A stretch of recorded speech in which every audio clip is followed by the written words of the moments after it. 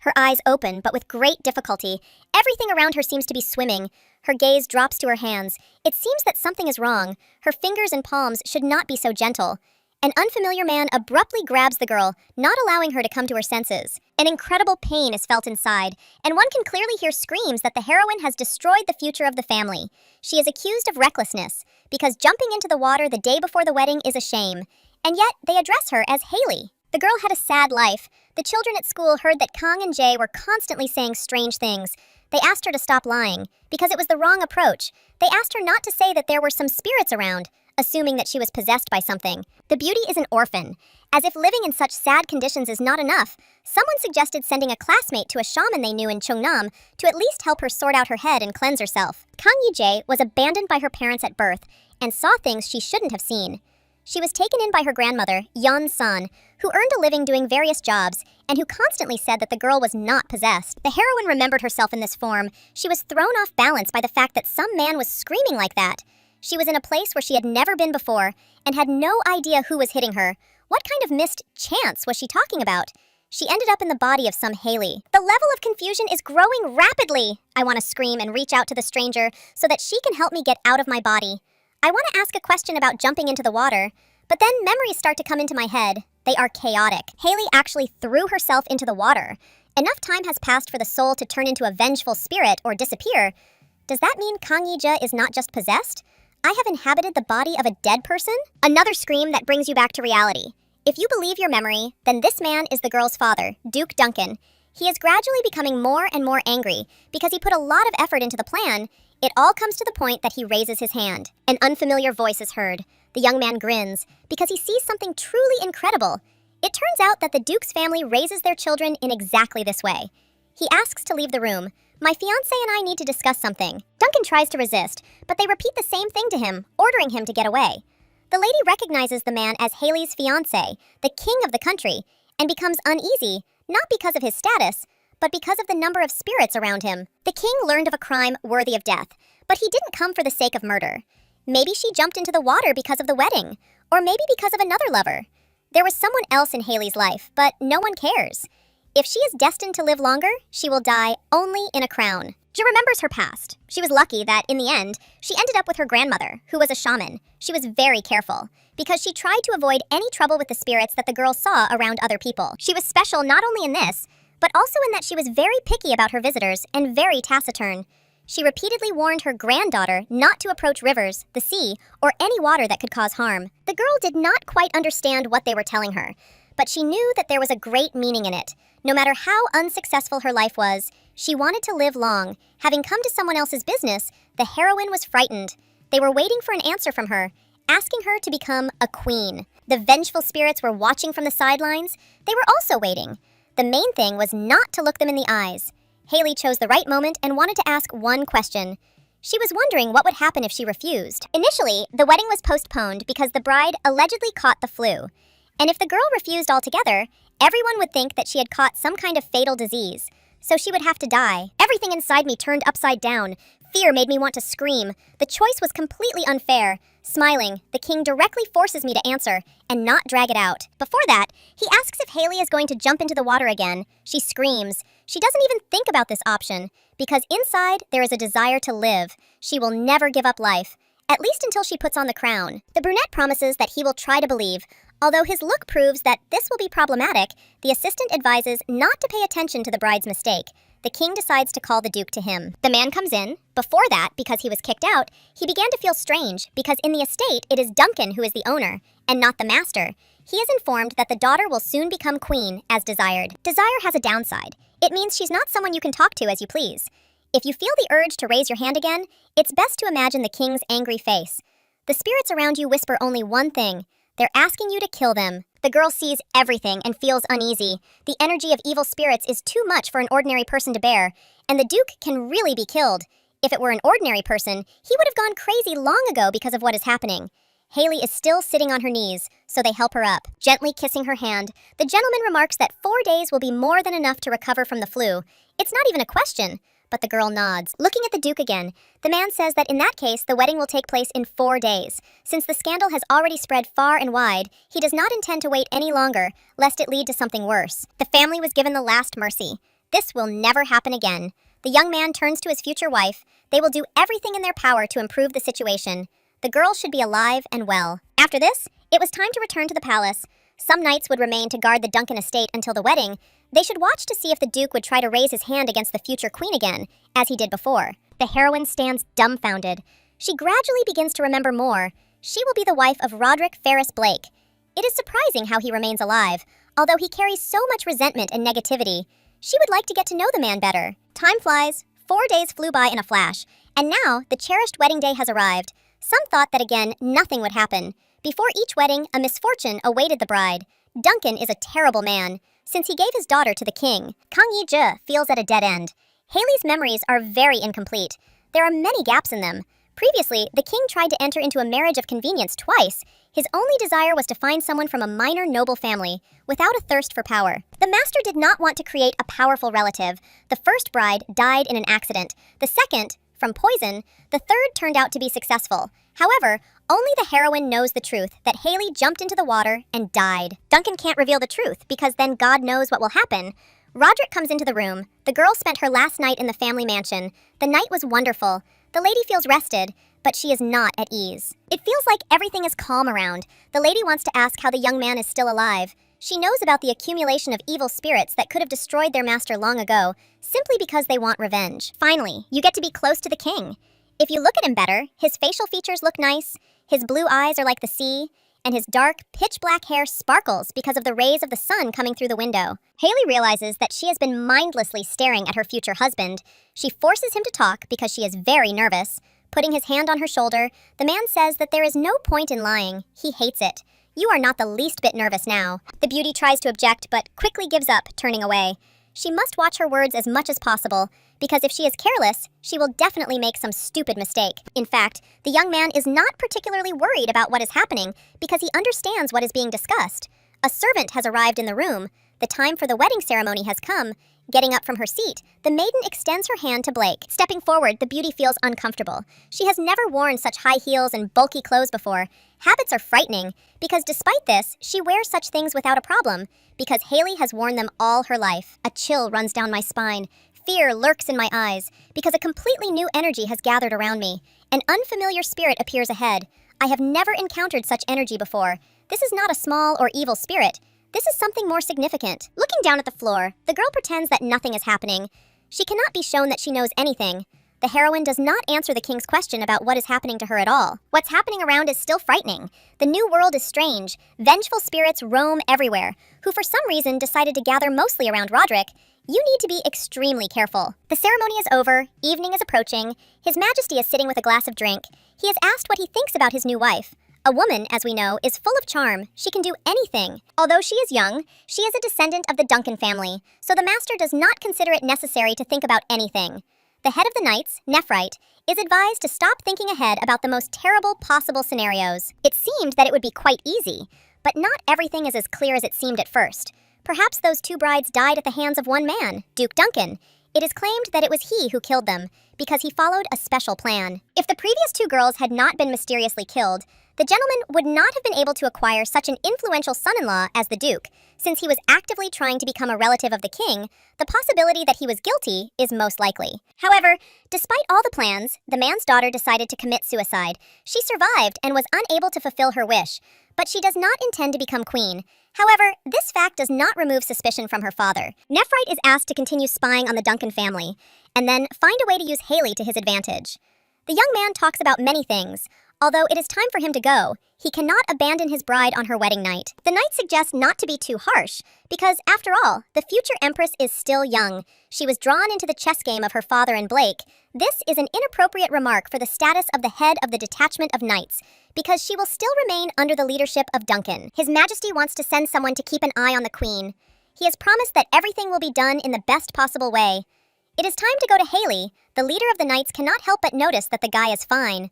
The madness has subsided. Not many people know about the real problem. The king suffers from a nervous disorder and severe insomnia. The symptoms gradually worsened, and rumors that he was going crazy grew. The situation reached such an absurd point that the king could no longer sleep. Walking down the corridor, the gentleman tries his best to maintain his composure. Previously, his condition was more or less normal, but everything changed in an instant. His head was splitting. Everything was swimming before his eyes. Haley sits in the room all alone. The maids have prepared her without even allowing her to choose anything. The nightwear is too thin, even for the first wedding night. The main goal is to please the king. It was difficult for the woman to get used to it. She had never worn such things, even when she lived under the name of Kang and Je.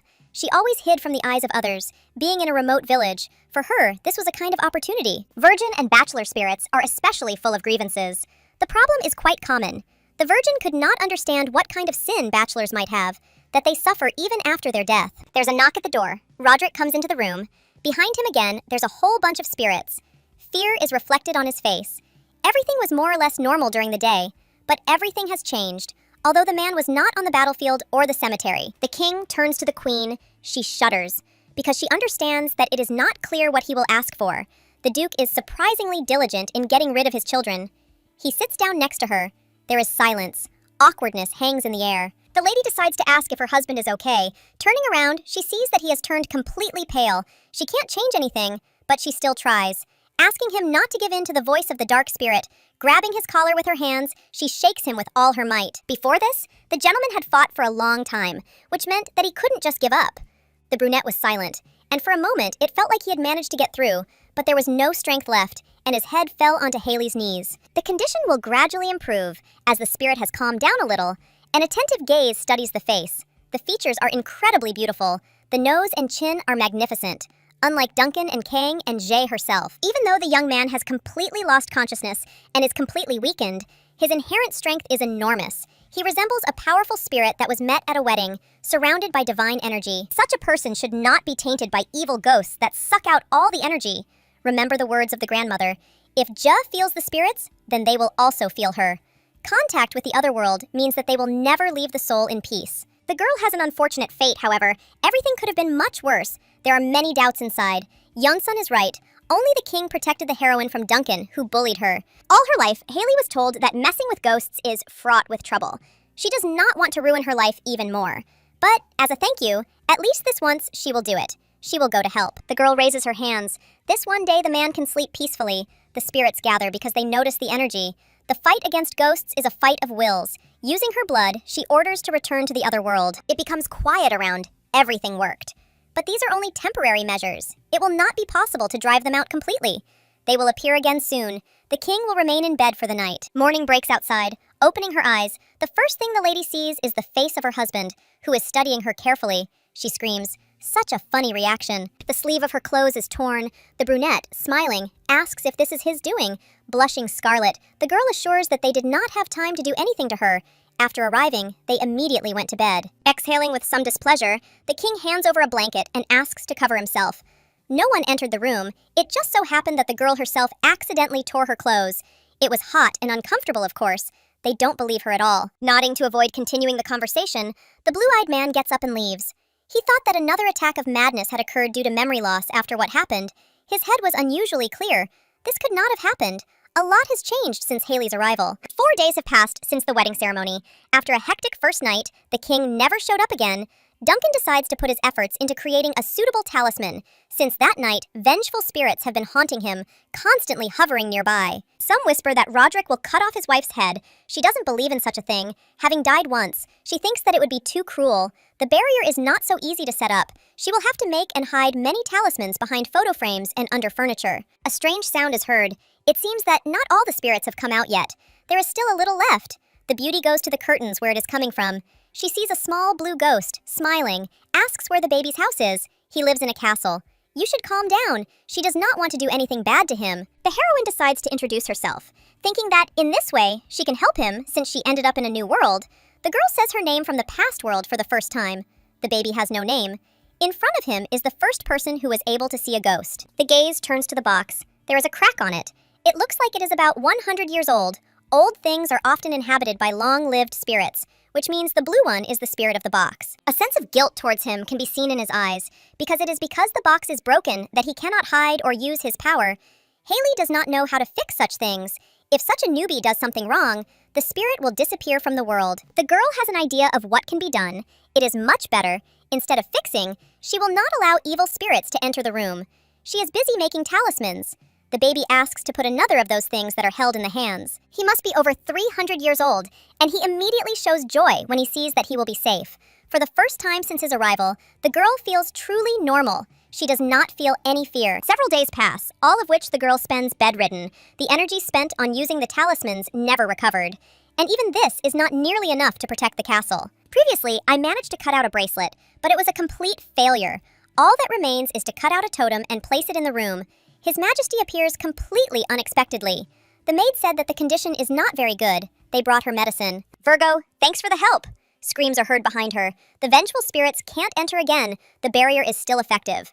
However, even it didn't stop the most persistent ones.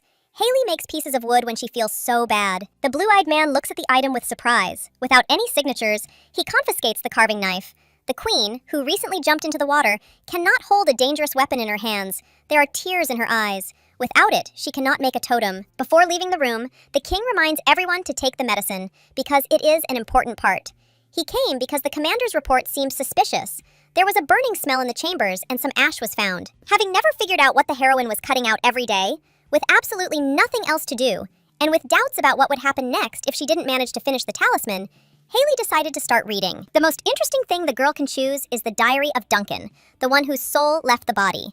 The spirit asks how Yija sees him. Even the monks do not all see him. There are many good priests. It's just that many are charlatans. People so pathetic that they can cheat out of money, pretending to be mystics. The first pages of the book show that the lady lived without thinking about anything, constantly solving only insignificant issues. There is a knock on the door of the room. A personal maid appears on the threshold. Deborah says that the Duke sent a letter along with the medicine. The woman wants to check the pills, but there is no need for this anymore. I have recovered. I do not need medicine. The letter is disturbing. The father writes about how much he cares for his daughter and is worried about her condition. He was just recently beating her. He quickly changed. He wants to ask about something. Turning to the maid, the queen clarifies where the king is. He is in the audience hall, which means the maiden will be helped to get ready and go there. The diary entries are remembered. Haley's emotions about becoming queen have almost disappeared. It is usually the case that when a spirit leaves, emotions naturally flow away. Only people who harbor a very strong grudge or have ambitions violate the anomalies of the world and remain in the form of vengeful spirits or guardians. The hall is filled with swearing. Everyone sitting at the long table cannot calm down, and anger gradually grows inside the king, which begins to spill over. Standing up abruptly, the man menacingly asks if everyone has already spoken. His condition is dangerous. After the coronation that happened 3 years ago, the master's behavior is becoming increasingly cruel. The throne is such a place. Despite this, drawing a sword and shedding blood over trifles is absurd. Roderick has become a completely different person. It is frightening. The queen enters the hall at the most inopportune moment. Together with a servant, she witnesses chaos. Deborah suggests leaving before the situation improves. The heroine decides not to interfere. She feels uneasy about how many vengeful spirits have gathered around the gentleman. He was already improving. The man takes out his sword. The spirits' cries of need to kill have become too confident, and this prompted them to act this way. The girl, without thinking, rushes forward. She hugs her husband. The hall instantly falls silent. His Majesty looks closely at the lady, who already regrets that she behaved inappropriately. Her eyes become normal again, not scarlet. The rosary beads that are on his hands seem to really work. He feels a little better. The brunette looks around. Before this, he fell into another world, not even understanding who is in front of him. After this, the sword is sent back to the sheath, because there is no longer a feeling of desire to kill everyone around who stands in the way. Looking at Haley with displeasure, the man asks what she forgot in the hall, his eyes saying so as not to make her ask twice. Initially, he wanted to talk about Duncan's letter. All that was left was to get out of the situation. The king's relationship with the Duke is bad, and it's dangerous to evoke more negative emotions. Smiling awkwardly, the girl declares that she came to drink tea. Waving her arms, she apologizes for arriving a little late. Last time Roderick brought medicine, but he was never thanked. With a glance, Deborah was asked to help, and she joined in. It seemed the queen liked the tea leaves, nodding. The gentleman asked to bring them again. Turning to the hall, they announce that the audience has come to an end. The two sit down at the table to enjoy pleasant tea. An awkwardness hangs in the room. There is nothing to say. The drink has to be sipped through force. Duncan is pulled out of her thoughts, wondering what she was thinking about so intensely. Looking with a frightened look, the girl asks if she liked the tea. She suggests that the leaves are too bitter even for the master. I wonder why the queen is doing this. Continuing to choke on something that is absolutely disgusting to her, taking the napkin, she begins to wipe her lips so that no liquid remains. The woman talks about whether His Majesty cares about her preferences. He smiles. You can't tell from him that there is a tendency towards violence. The problem is in the spirits that constantly follow him. Haley sits further away, and they are clinging again. In any case, it is tiring to see how bad the gentleman is. He cannot control himself, although he is constantly fighting, trying to stay sane and not change anything. Rising from her seat, the lady carefully approaches and places her hand on the shoulder, asking if the young man is sleeping poorly. He snorts in displeasure, the dark circles under his eyes showing that he is hardly getting the minimum amount of hours. Stopping next to him, the heroine touches her husband's fingers with her hand. She knows what she's doing, but the rest of the room doesn't. The first one who is surprised is Blake. He's not going to move away. He wants to see where it all leads. The leader of the knights standing behind wishes to disappear into the ground. The lady has gone too far. She is not obliged to behave like this. Everyone in the castle is aware that the relationship between the married couple is cold as ice. Haley doesn't give up. She hopes that her actions will help significantly.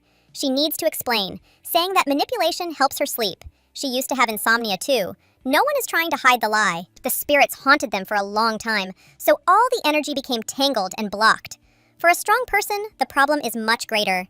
Previously, people would come to Yonsan asking for an exorcism, and Yijie would help direct the energy. Light manipulations don't hurt. Strong ones don't connect with spirits. Blake has done terrible things in his life. Although he looks like a good person, the currents collide, the body begins to relax, warmth spreads. His eyes gradually close until his consciousness completely switches off. The flow of energy has finally improved. It will be much easier for him to tolerate the spirits. Nothing more can be done, although he will have to try. The head of the knights cries out in surprise. The actions must have seemed strange when a person is tired. The massage helps relieve the tension that has been building up inside.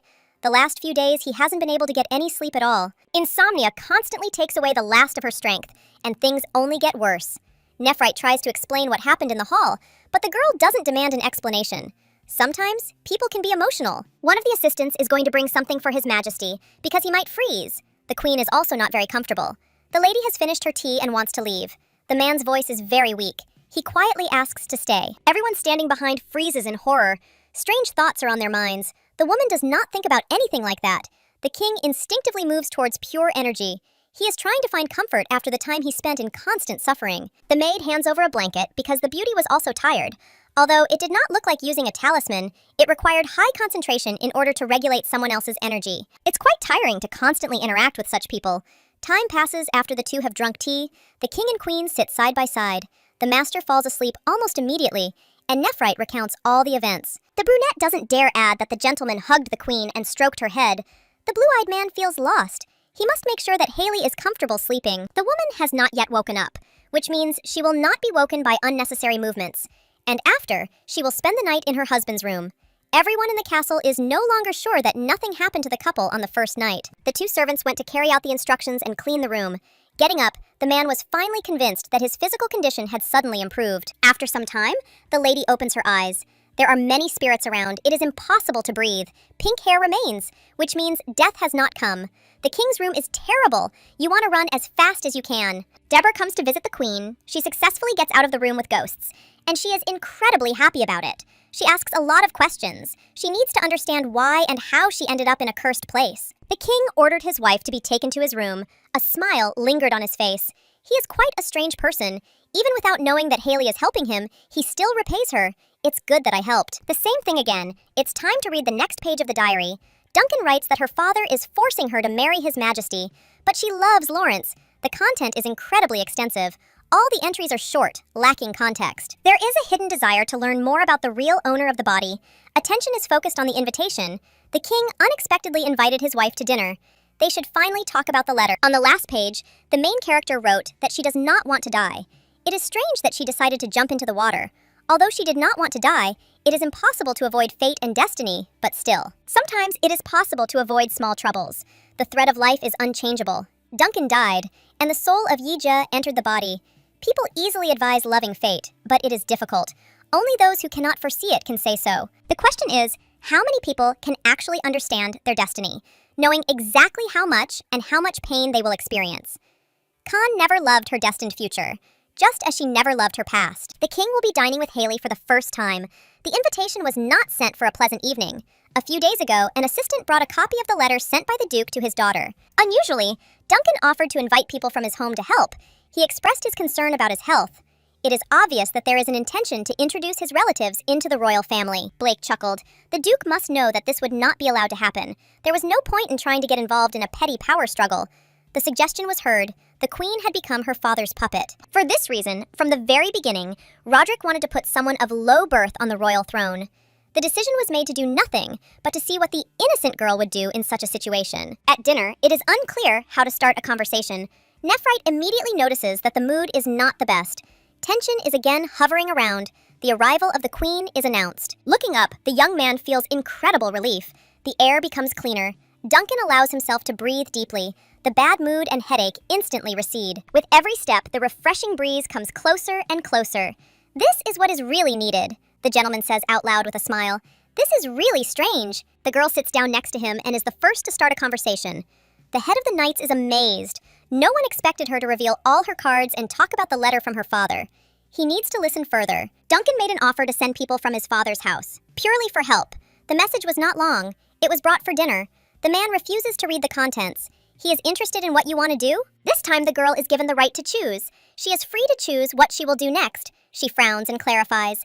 It is impossible to hold back laughter. Realizing that she said something wrong, the girl immediately apologizes. She is too presumptuous. They give a sign to continue talking. You will have to say what is really on your mind. Following the lead of the king or the duke is not an option. Treating the life of another person frivolously is an even more stupid move. With a slight movement of her hand, taking the letter from the table, the lady shrugs her shoulders. The choice is limited. She will write a reply in which she will refuse assistance from the duke's estate. It would be logical to do just that. Since the girl has not been in the royal family for very long, the master will not be pleased with the acceptance of other people's servants. At first glance, the answer seems reasonable.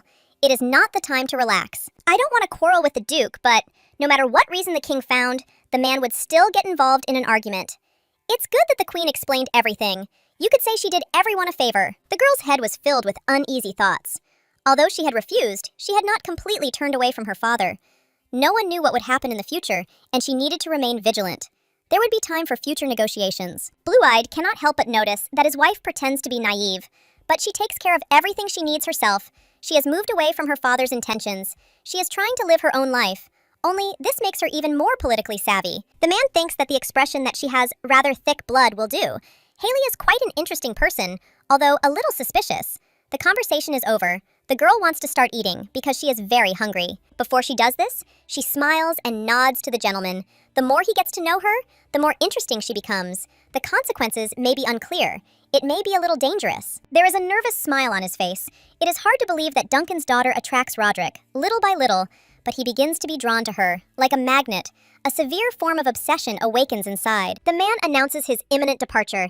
He will leave the castle within a week, most likely for 2 or 3 days, to go hunting. At first, the heroine nods, but only then does the realization dawn on her. The first of the 5 commandments of Buddhism comes to mind. It states that a person must not kill, as this accumulates karma, and hunting will ruin the situation. Roderick ruled faithfully for his people, tried for the good of the country. But not everything was so smooth. He had a nickname formed from his middle name. They called him the Mad Beast. The nickname did not just arise out of nowhere. There was a reason for it. It appeared because of the master's madness. Realizing his uncontrollable impulses, Roderick tried to alleviate them with the help of hunting. Without realizing it, he drove himself further and further into the abyss of madness, which finally consumed him. Within a few years, he went down in history as the king who hunted more than anyone else in the history of the kingdom. The more blood is shed, the more karma accumulates. The torment from vengeful spirits will only get worse gradually. I want to ask not to kill, but if the king or knights hear this, they will find it funny. When the time comes to leave, the man jumps on his horse and asks if his wife has anything to say to him. A coldness can be seen in his eyes that does not go away. Being outside the castle isn't as tiring as usual. If anything, you can go on a picnic instead of that very hunt. The brunette asks a direct question, if Haley wants someone to be caught. Exclaiming, the heroine assures that such gifts will not suit her. She wishes him a safe journey. Inside, she still wants to ask him not to go anywhere. Silence hangs. The blue-eyed man asks if the lady is going to add something. Roderick points with his hand at the knight, who is kissing the maid goodbye. The expression on the young lady's face changes. It noticeably blushes, because she does not want to do this. I can't believe that a man expects something like this. It looks absurd. Haley stands with her mouth open. When the king starts laughing out loud, I turn away in displeasure. The heroine snorts. The only thing the woman hopes for is that her husband will return safe and sound, and that he will not be harmed in any way before finally moving forward. They lean towards her with another request. The heroine should stay away from water. It immediately becomes clear that they are worried about the girl's health, and even more worried about the safety of her life. The ears also light up with a bright color. They begin to itch. Spirits are around Roderick again. A dark aura envelops everything around. The woman is tormented by doubts. Will everything be all right?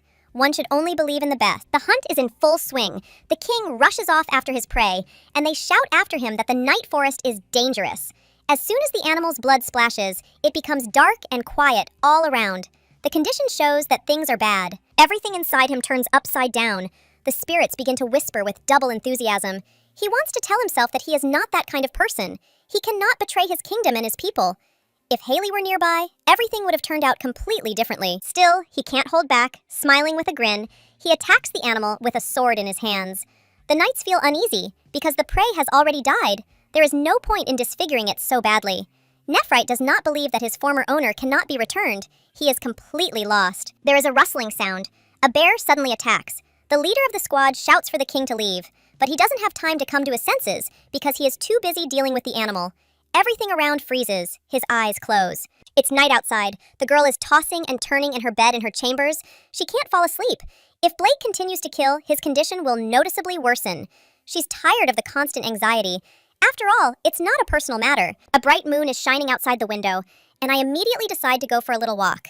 The castle is huge. There is a garden outside, and there is a lake there, but I don't want to go near the water, and memories pop up in my head. The girl hasn't left her room for a long time, so she feels strange. A slight chill runs through her. That same familiar aura envelops her body, and the same ghost that the girl saw at the wedding appears behind her. The man sits down next to her. They are silent for a while. Incredible energy emanates from the stranger. It cannot be compared to anything at all. He smiles, asking if they see him, but his voice clearly shows that there is confidence. She cringes, wishing the conversation would end quickly. You can't talk to spirits as if it were ordinary. A brilliant idea appears to get up and leave. Unexpected words are heard. You are not the real owner of the body after all. No matter whether the ghost knew about Kang Yija's true origin, usually those who hold a high rank see things that others cannot see, and they have to make an effort not to speak. Roderick is already on his way. It looks like he is wounded, and the wound is quite serious. They are pressing on the sore spot. It is not clear what he will do if death suddenly comes unexpectedly. He has no heir who can take the place on the throne. Unable to bear it, I have to jump up. A nasty smile freezes on the stranger's face. A scream is heard. What is happening looks more like pure mockery. Spirits are always like this. People are too insignificant for them. The boy tries to get at least one word in, explaining that Roderick is really seriously injured. To believe it or not to believe it is a choice. But even if everything said is a lie, nothing can really be done. The stranger declares that there is every chance of salvation. We must act immediately, otherwise the end will come very soon. Fear and despair are in the eyes. The man is probably already in his castle. His Majesty is barely holding on. The detachment has almost arrived. The brunette wants at least someone to help him. The darkness in front of his eyes worsens. A woman runs out of the garden. A distinct smell of blood is heard. The wounds are serious. Spirits are around. They do not give him peace even in such a difficult moment. A doctor will be called to the chambers. The girl can't figure out what to do next. Only one idea comes to her.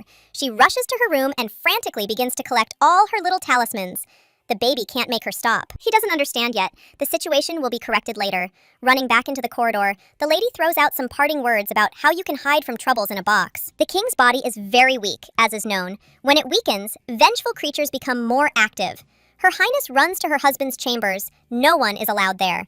The maids whisper about what happened on the hunt. Madness has returned. The doctor arrived to try and help, pushing everyone with his elbows. The lady goes inside. She starts to feel sick. The atmosphere is incredibly disgusting. Nephrite asks who dared to open the door. Coming closer, he hands over a napkin, saying that she should cover her nose, otherwise the condition may worsen. The woman assures him that she is fine, but she does not admit that she feels unwell, not because of the smell of blood, that this can still be tolerated, but the energy of evil spirits is much more pressing. The young man lies unconscious. Assistants fuss around him, trying to somehow rectify the situation. He is wounded, but it is not so serious. The realization comes that the spirit fooled him, saying that the king was dying. Kang Yija is immersed in himself. But then, a quiet voice happens. The blue-eyed man wants to kill. The master cannot get rid of the spirits. They are trying to force him to do something terrible. A bloody sword appears in his hand. The girl becomes sad. It is unbearable to see her husband suffer. If mental wounds can be called trauma, then he receives fatal wounds every day, which gradually destroy his body. There is no one to explain their origin. Even the shaman herself has a hard time understanding why spirits are constantly hovering around. No one is able to help him, heal him, or ease such a heavy burden. The girl is told that it will be dangerous to approach. She does not listen, dropping down next to him, checking the indicators, obviously, since his eyes are open. But he still has not come to his senses. The spirits make him feel pain. They are clingy. They continue to whisper about murders. The first rule of battle is to achieve dominance. Evil cannot defeat good. It must come to light. The secret will be revealed and everyone else will see it. The ghosts scream that they will not allow something terrible to happen. The shaman will try to fix everything. Initially, the decision was made not to get involved with ghosts. It changes.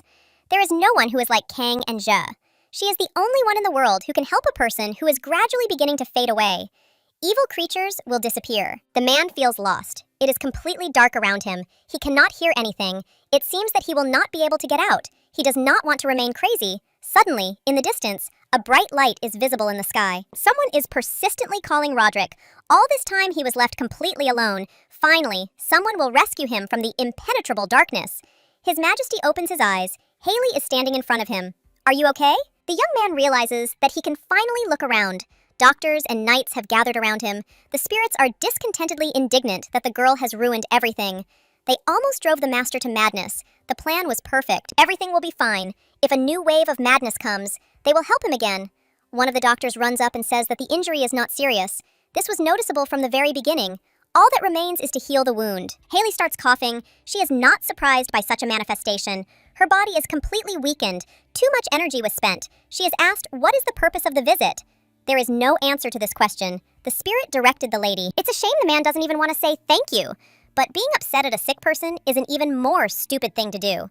Since my husband has come to his senses, we need to leave quickly. I don't want to interfere with the healing process. They don't let go of her hand. The blue-eyed man hoarsely asks the beauty not to leave, but to stay close a little longer. The maid standing behind has been smiling since the queen arrived. As if by magic, the king has become unusually obedient. The woman still takes her hand back. Her hand is injured. She shouldn't overexert herself. Her gaze drops down. The queen starts screaming. She knew something would happen on the hunt. She should have listened and not gone anywhere. Even after such an explanation, Roderick does not fully understand. There remains one last argument. The girl loves animals too much and cannot allow them to die. Conversations bring her to her senses more strongly. Nephrite does not intervene, assuming that Duncan has gone mad with excitement. His Majesty thanks everyone for their good work and allows them to leave, leaving only the queen behind. Shame washed over him belatedly. She blames herself. Her inner panic is growing. Lately, she has been doing things that are completely unlike her. She needs to try to improve so that the situation does not end in collapse. A voice distracts him from his self-flagellation. The king reports that he saw a light in the darkness he had been in before he had fully come to his senses. His wife took his hand, as if she had pulled him to the surface from that abyss on her own. The man had a dream where the girl was trying to catch a vengeful spirit. She should try to catch him again, presumably. The heroine saw many scary things when she was drinking in the room. There is no point in lying. Trying to explain the situation is the best solution. The truth is that the king is unable to do anything about himself. He may seem irresponsible. It makes you feel better to realize that this person was always aware of everything that was happening to him. He knew what it was fraught with. His eyes were bright. Not at all like the look of someone with such bad karma. I want to ask the real Haley, what would be the most logical thing to do in such a situation? A girl can't just stand and watch a man fall apart alone. She can't leave him. As she descends, the girl asks if her husband is angry. He has no right to be angry. It doesn't matter what feelings the lady is experiencing. The main thing is that she speaks more. For some reason, her voice clears the mind a little. The energy that Duncan possesses and the talismans that are in his pockets change the situation. It is not possible to refuse the conversation. I will start. Sorry if it becomes boring. A few days later, the Duke arrived at the castle with a complaint. He heard that his daughter had fainted again. The offer still stood, as she was too fragile to withstand the unfamiliar life in the palace. Perhaps it would be logical to send a few servants. No one knows that the lady has spent all her energy making many new talismans for the bedroom, so they consider her too weak. Shrugging his shoulders, the gentleman says that he is fulfilling the queen's wish. Duncan does not give in, knowing that his daughter is too reserved and is addressed only respectfully, which her father does not do. Clearing his throat, the man apologizes, arguing that he cares incredibly much. The blue-eyed man wants to tease her by asking if it was true that Haley was beaten for the same reason, but he understands that this would ruin her reputation. In normal times, he would have said anything long ago, without even thinking about it. Times are changing. Coming closer, the guest asks for an audience. I will meet with her in person and ask directly. The girl is still weak. If she meets her father, she will have to submit to him. All her wishes are written on his forehead. It's strange that everyone underestimates Haley. She deserves better. Smirking slightly, the young man clarifies why then they don't ask Duncan directly for an audience, why they don't turn to her, but turn to her husband. The Duke will do as he sees fit, but he shouldn't be underestimated. Nephrite hurries after the master. As soon as the conversation ended, he begins to ask with surprise why they suddenly made concessions to the man. And it is so clear that as soon as the girl meets her father, she will have to submit to his will. The conversation turns to whether the knight is doing his job properly. He conducted his own investigation. The girl is described as cheerful, innocent, and loving. She always listens to her parents and is called diligent. In fact, the queen is not like that at all. Roderick enters Her Majesty's chambers. The girl is immediately about to get up, but it is better not to do this, so as not to get dizzy. As soon as the young man passes the barrier around the lady, he feels better. All the spirits are left behind. I'm glad the lady did a great job. The talismans work better than the previous ones. After 10 years of running errands for Grandma Yonsun, she became a good shaman. A little time passed after her health improved. The girl fell ill again, ironically. Blue Eyes snorts, asking if the lady is taking revenge on him for going hunting. Duncan goes crazy, asking to send people from his estate. Imagining his facial expression, it is impossible to hold back laughter. The heroine's face is pale. Maybe she should call the doctors again, and at the same time, really call the servants from the estate. Without turning around, the pink-haired girl continues to quietly giggle. A wave of anger is building inside. Nephrite wants to remind her that the time has come to threaten her, saying that inviting people is impossible because they will be watching the king. He does not need unnecessary problems. His Majesty is once again giving us a choice, and this cannot but be something pleasant. But I want to ask why he has suddenly changed so much. Why he is giving us such a choice. Squeezing his hand, the hero thinks that he can't be too open. He needs to observe how his wife behaves and evaluate her reaction. There are no more desires. A pleasant smile never leaves her face. The illusion that there is a right to choose is truly pleasant. As in the case of the question of whether she wants to wear the crown, then she also had no choice. The woman promises that she will send another letter. In the past, she wrote a refusal, but she was not so convincing. The relationship is strange. This is not just submissiveness out of fear. It is quite difficult to understand what is happening. A strange piece of wood attracts attention. It is still on the table next to the bed. Earlier, the gentleman asked her to remove it, but the girl did not listen and did not even explain what the thing meant to her. Are you trying to protest? The woman grabs the craft and declares that it is her hobby. Nothing more. She raises her hand and shows a bracelet that she made a little earlier. She is quite skilled with a knife and takes advantage of this opportunity. The decoration still needs additional carving. She asks for the knife back to finish the job. Giving the stick back, the brunette remarks that it is too small. It makes sense to try a slightly larger size. Big doesn't mean useful. The blue-eyed man freezes and nods, remembering that he has a big one. The servants standing behind don't know where this conversation will lead. Haley is too innocent. Whatever the piece of wood is, it is ugly. So it would be better to put it somewhere out of sight. A totem is not supposed to be beautiful. It has other functions, and a lady has no right to say this out loud. It was time to take his medicine. The maid handed him a small mug, and the king began to relax, which was surprising as he had insomnia, and even all kinds of sleeping pills hadn't helped. Nephrite wonders how it is that when he is around the queen, the lord can relax so noticeably. The rumors were true that the duke's family possesses mysterious abilities. The woman asks to wake up. Such a dream is not very good for health. The man feels that he was caught off guard. He was just talking, and a second later he fell asleep. Getting up from the chair, he asks to move a little. The pink-haired girl nods in surprise.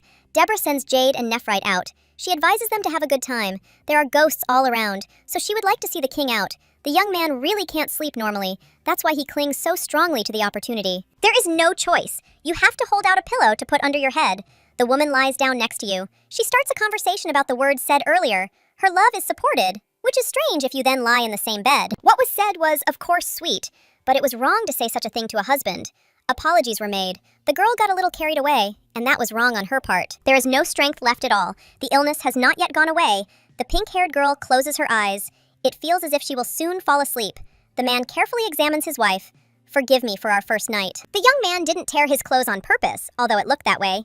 He doesn't know if he'll continue to behave aggressively. In that case, it's better to immediately call Jade or someone else.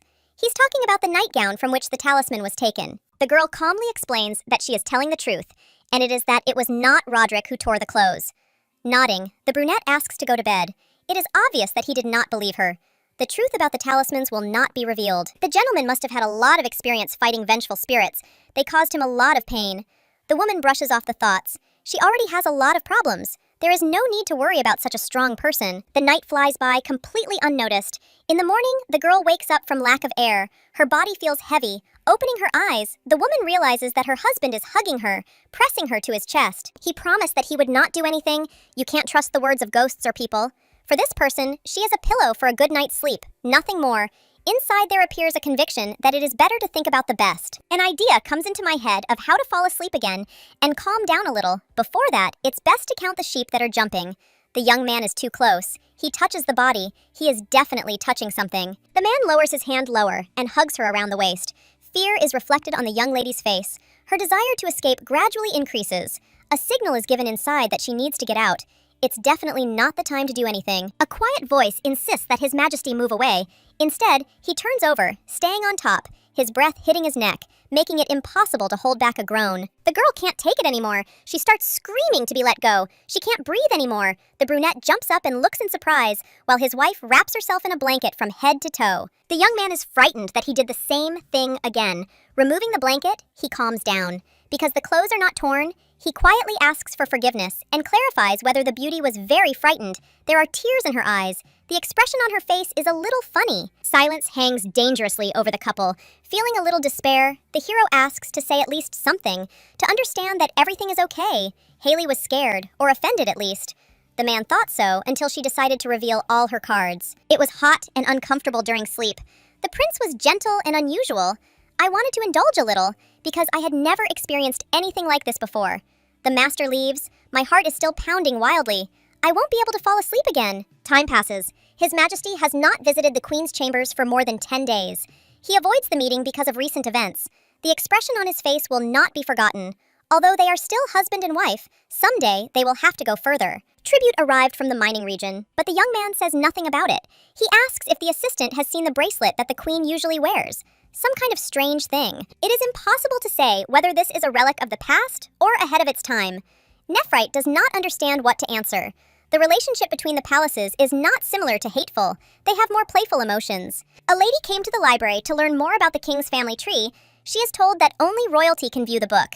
The woman married Roderick. Can't I read it? In her hands is a copy of a document written in a language understood by only a few royals. And for this very reason, it would be more appropriate for Her Majesty to read something else. The girl assures that she understands that the woman didn't mean anything bad.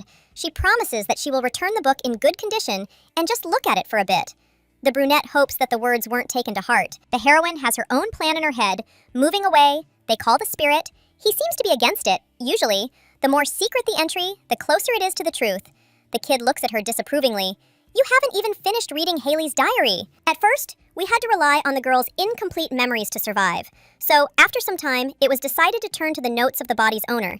But they turned out to be completely stupid. Nothing should have been expected. It turns out that the original Haley and Jay have no common interests. Kang decided on a different method. She set up a barrier and gave talismans to scare away vengeful spirits from the room. I deserve to be helped to find out the content. The kid begins to read. The first king, Arcturus Blake, ascended the throne in the 20th year with the help of the sword he won, and controlled only dark magic. On the centenary of the founding, alliances were made with some families, including Duncan. After several kings, the ghost began to cry, saying that he did not like this kind of activity. He asked to stop, which he was refused, because there was nothing else to do anyway. The girl painstakingly rewrote all the important information. There is no information about Roderick. She will be the next king. The year is 499. The year 500 will be a time of changing the fate of the nation. This is a significant year. Haley died, and her place was taken by a soul from another world. Sounds of joy are heard. The king has not come to the chambers. The baby cannot help but rejoice, because lately the air is cleaner. On that day, on the last day of their meeting, the woman did not hate the young man. He avoids her. He is used to it. The gentleman is training. Quite a lot of time has passed since the last meeting. Duncan is watching him. His heart is pounding. Deborah says that His Majesty and Jade were trained by the same master. The time spent together made them quite close. Before the prince's accession to the throne, they often performed together. It had been a long time since the two had fought. The girl carefully examined the figures quickly moving across the field. Impressive muscles were noticeable. With each movement, His Majesty's energy becomes more and more refined. Sparring with a close friend helps to gradually strengthen his heart. The man is cheerful. Virgo decides to leave the battlefield. They probably won't want to see her. Noticing that she's leaving, the brunette is next to her in a few seconds. Doubt freezes in her eyes.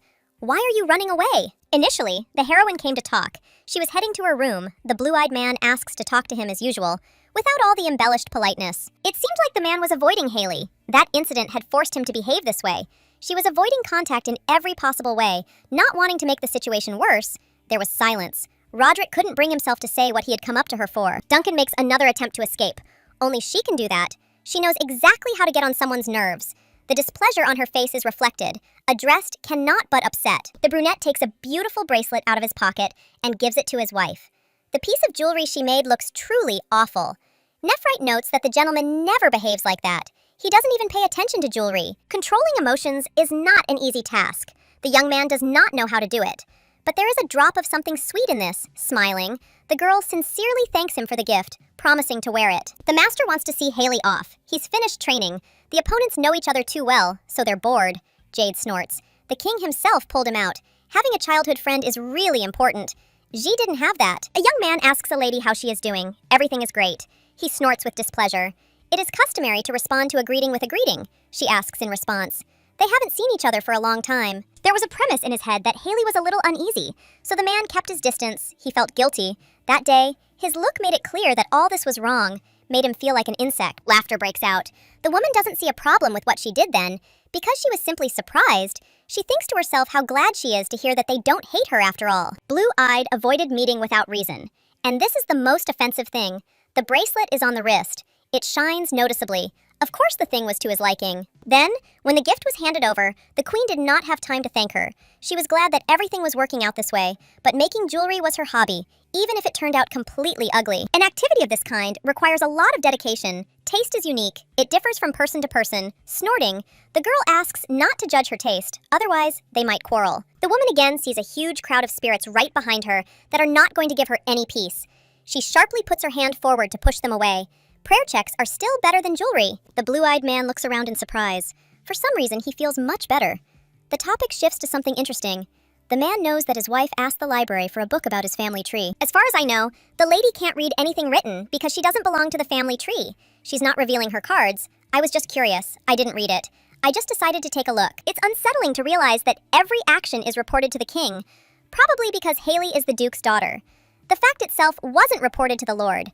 The librarian said he accidentally made a mistake when addressing the woman. The young man said that she did not belong to the king's family. She seemed to be having a hard time adjusting to life in the castle, and she really needed help to feel better. The words were taken into account. Inside the courtyard, there is a place called Arthur's Forest. I wonder if Haley has heard of it. She is surprised. Only recently they talked about the royal lineage. Duncan has memories of that place. Lately, it has become increasingly difficult to figure out where the thoughts of the former owner of the body are, and where Ja is. The bound forest has been in the castle since its foundation. Nobles and officials are prohibited from entering there, the master asks. Do you want to come with me? The heroine found herself in the garden and could not contain her emotions. This was the first time she had found herself in a place where there was a huge amount of sacred energy. She almost fell to her knees to pay her respects. The spirit was much stronger than even the one young San worshipped. The man thinks it's too dark around here, surprisingly. He doesn't seem to see the glow that illuminates the trees at all. It seemed like it would be safer for the king to stay away from the haunted castle, but nothing changes. The most terrible evil spirits cannot enter inside.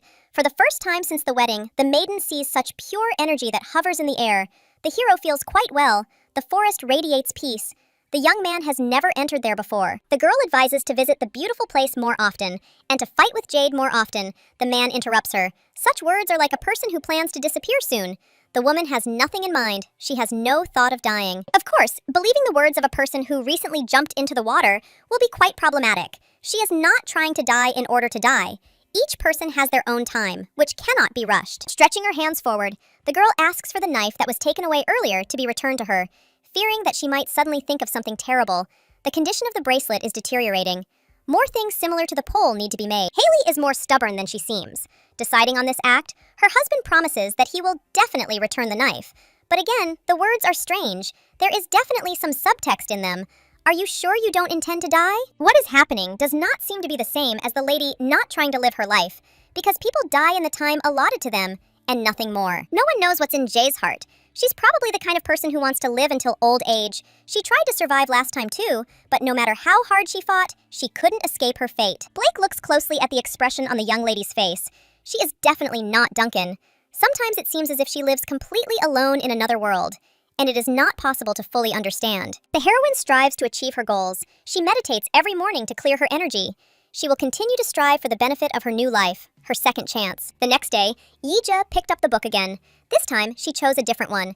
She wants to read the history of the Kingdom of Kyena. She knows very little. From the very beginning, there was the owner of the Holy Sword, the young man Arthur Lux Blake. And nothing is known about the childhood of the founding king. He saw how the rotten Diamond Empire controlled all evil forces. Eventually, he rose up with the Holy Sword and defeated the Empire with divine power.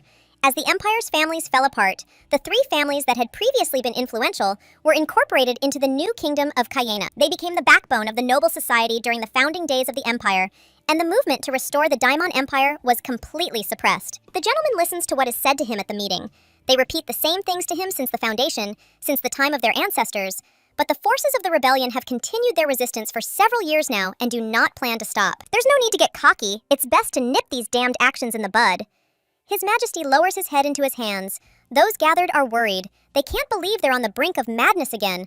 A lot of time has passed since the last time. Duncan raises his hand, asking if it is not enough to have as many border troops as they already have, asking for his eldest son to be reinstated as commander of the Western Border Patrol. He was demoted 3 years ago without any explanation. The kingdom prefers a policy of advancing to the south.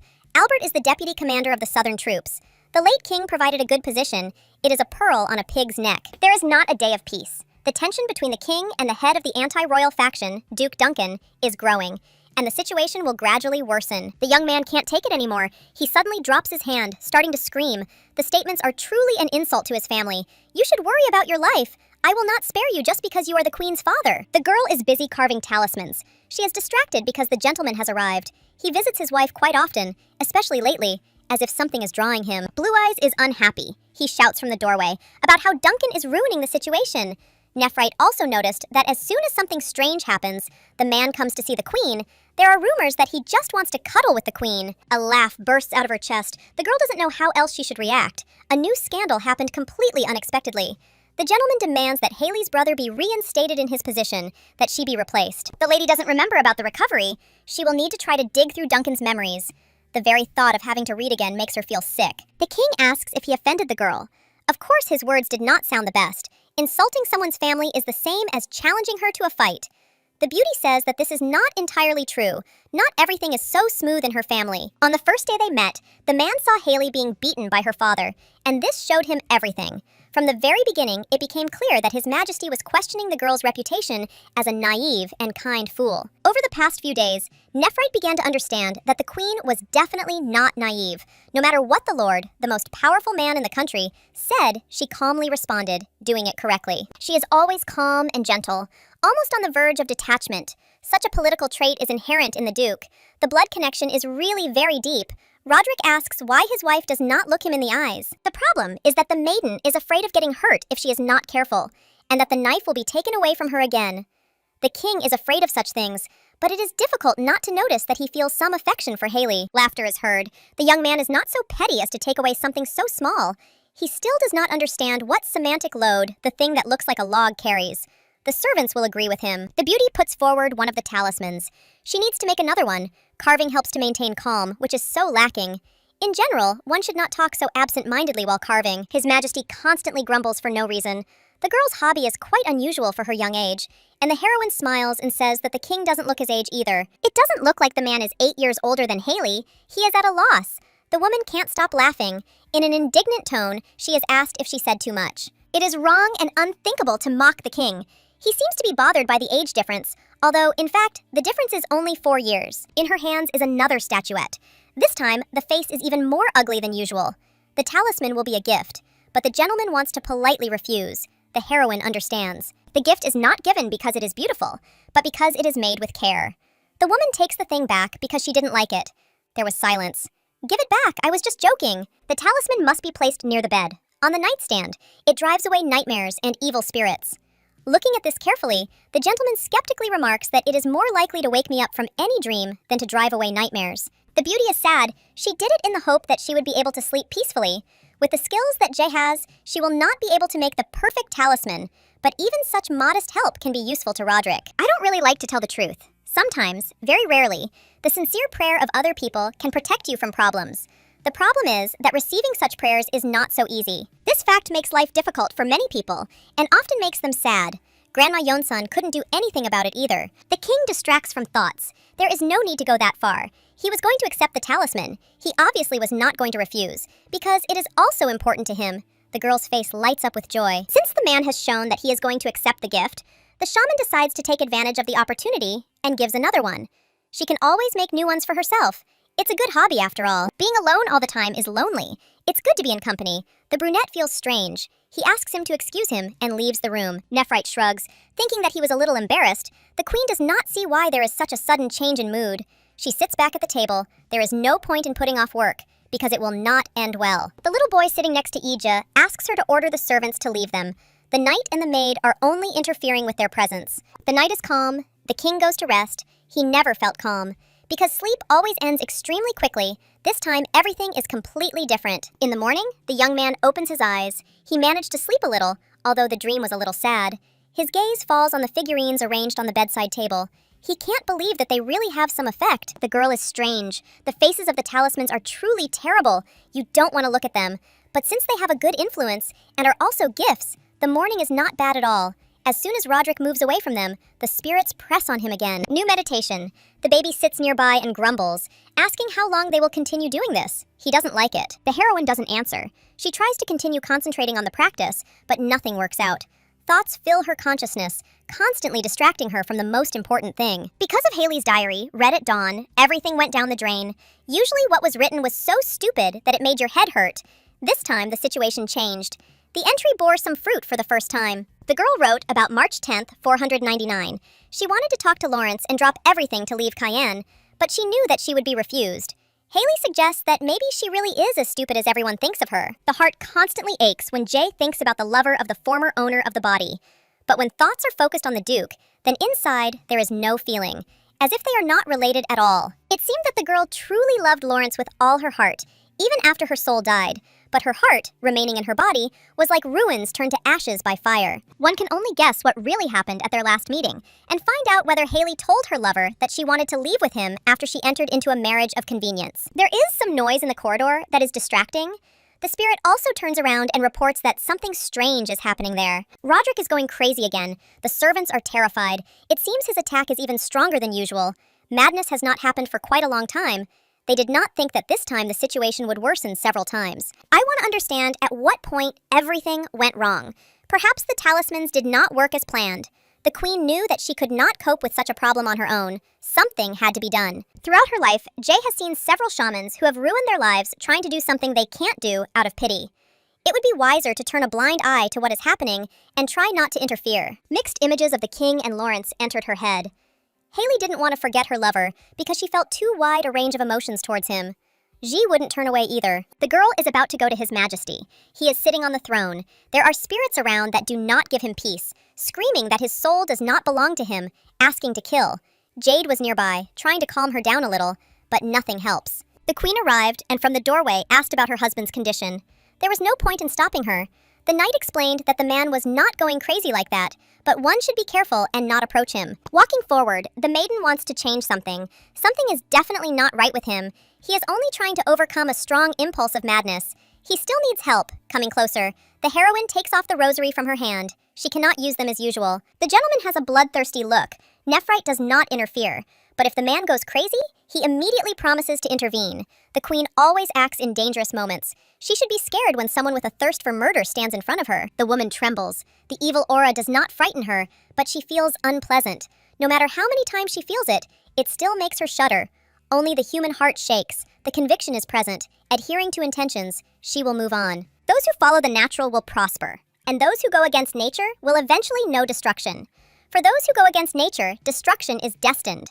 The maiden repeats the same words, moving closer. The master's strength gradually leaves him. The servants are able to let him go. His wife appears next to him. The blue-eyed man leans on Haley's body. In a quiet voice, he says that he slept well. The pieces of wood that the queen had made had a good effect. The attack did not occur because he had not slept. Unable to bear it, Roderick fell down, showing no signs of being conscious. The servants around them start to fuss.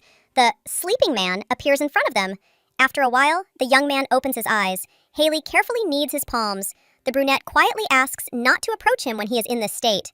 I do not guarantee your safety. Words are too weak, as for someone who wants to warn. His Majesty has his own thoughts on this matter. Duncan reminds that she comes from a ducal family. She finds her own way to survive better than anyone. Never would a girl get involved in something that could put her life in danger. They should maintain a certain temperature so that it doesn't get even hotter. The young man asks what they are doing with his hands. After a workout, it's nice to relieve stress. This is another lie. My wife always lies a little and doesn't tell me everything, keeping an ambiguous distance. It's as if she wants to show something by doing this. The gentleman falls asleep again. The two look busy. If you have to choose which of them is the beast, it will definitely be the king. Although, for some reason, it looks like the girl is pressing on him many times more.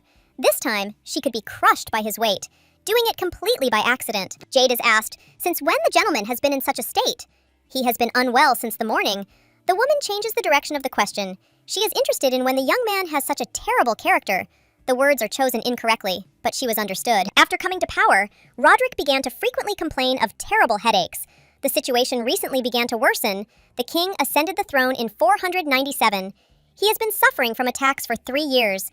It is difficult for him. The brunette presses closer, his head resting on his knees. Judging by the way he clings to the energy of the beads, it means that he is already at the limit of his capabilities. Jade should compete with his childhood friend more often. Sometimes when he picks up a weapon, he immediately becomes furious. The last time the lady came to training, it seemed that everything was fine. Despite Jade's words, banning him from training would not be the best idea. His Majesty has the energy of an innate leader. The lady was convinced of this as soon as she hugged him, this energy of the sacred emperor, which they dare to call fatal. If he hadn't tried to control every attack, the heroine certainly wouldn't have been able to contain him. Nephrite will take Master Arthur to the forest more often to get some fresh air. The man doesn't see this as possible. Entry is prohibited to everyone except members of the royal family. The girl remembers her husband's words. He told her about this. How could I forget? There is complete confusion in her head. The reason could well be the fact that the memories of the real Haley are mixed with Jay. She is going back to her chambers. Jade will take care of the king. The beauty slept the whole day. The last thing she remembered was how, upon returning, she collapsed on the bed. She didn't feel like meditating. The rosary was still intact, although worn. After what happened, Roderick would probably avoid meeting. The woman was mistaken. The gentleman came to visit her. She assumed that the Duke was again talking some heresy. It turned out that he did not come for this reason. The royal chamberlain does not understand how the queen can be so indifferent and cold. She can afford it, because they are equals. The young man plays the offended one. He does not need a reason to come to his wife's room, obviously. He came as a patient who regularly visits the doctor. Duncan notes that once they didn't even want to accept gifts from her. It was just once. The gentleman understands that she doesn't miss an opportunity to be sarcastic.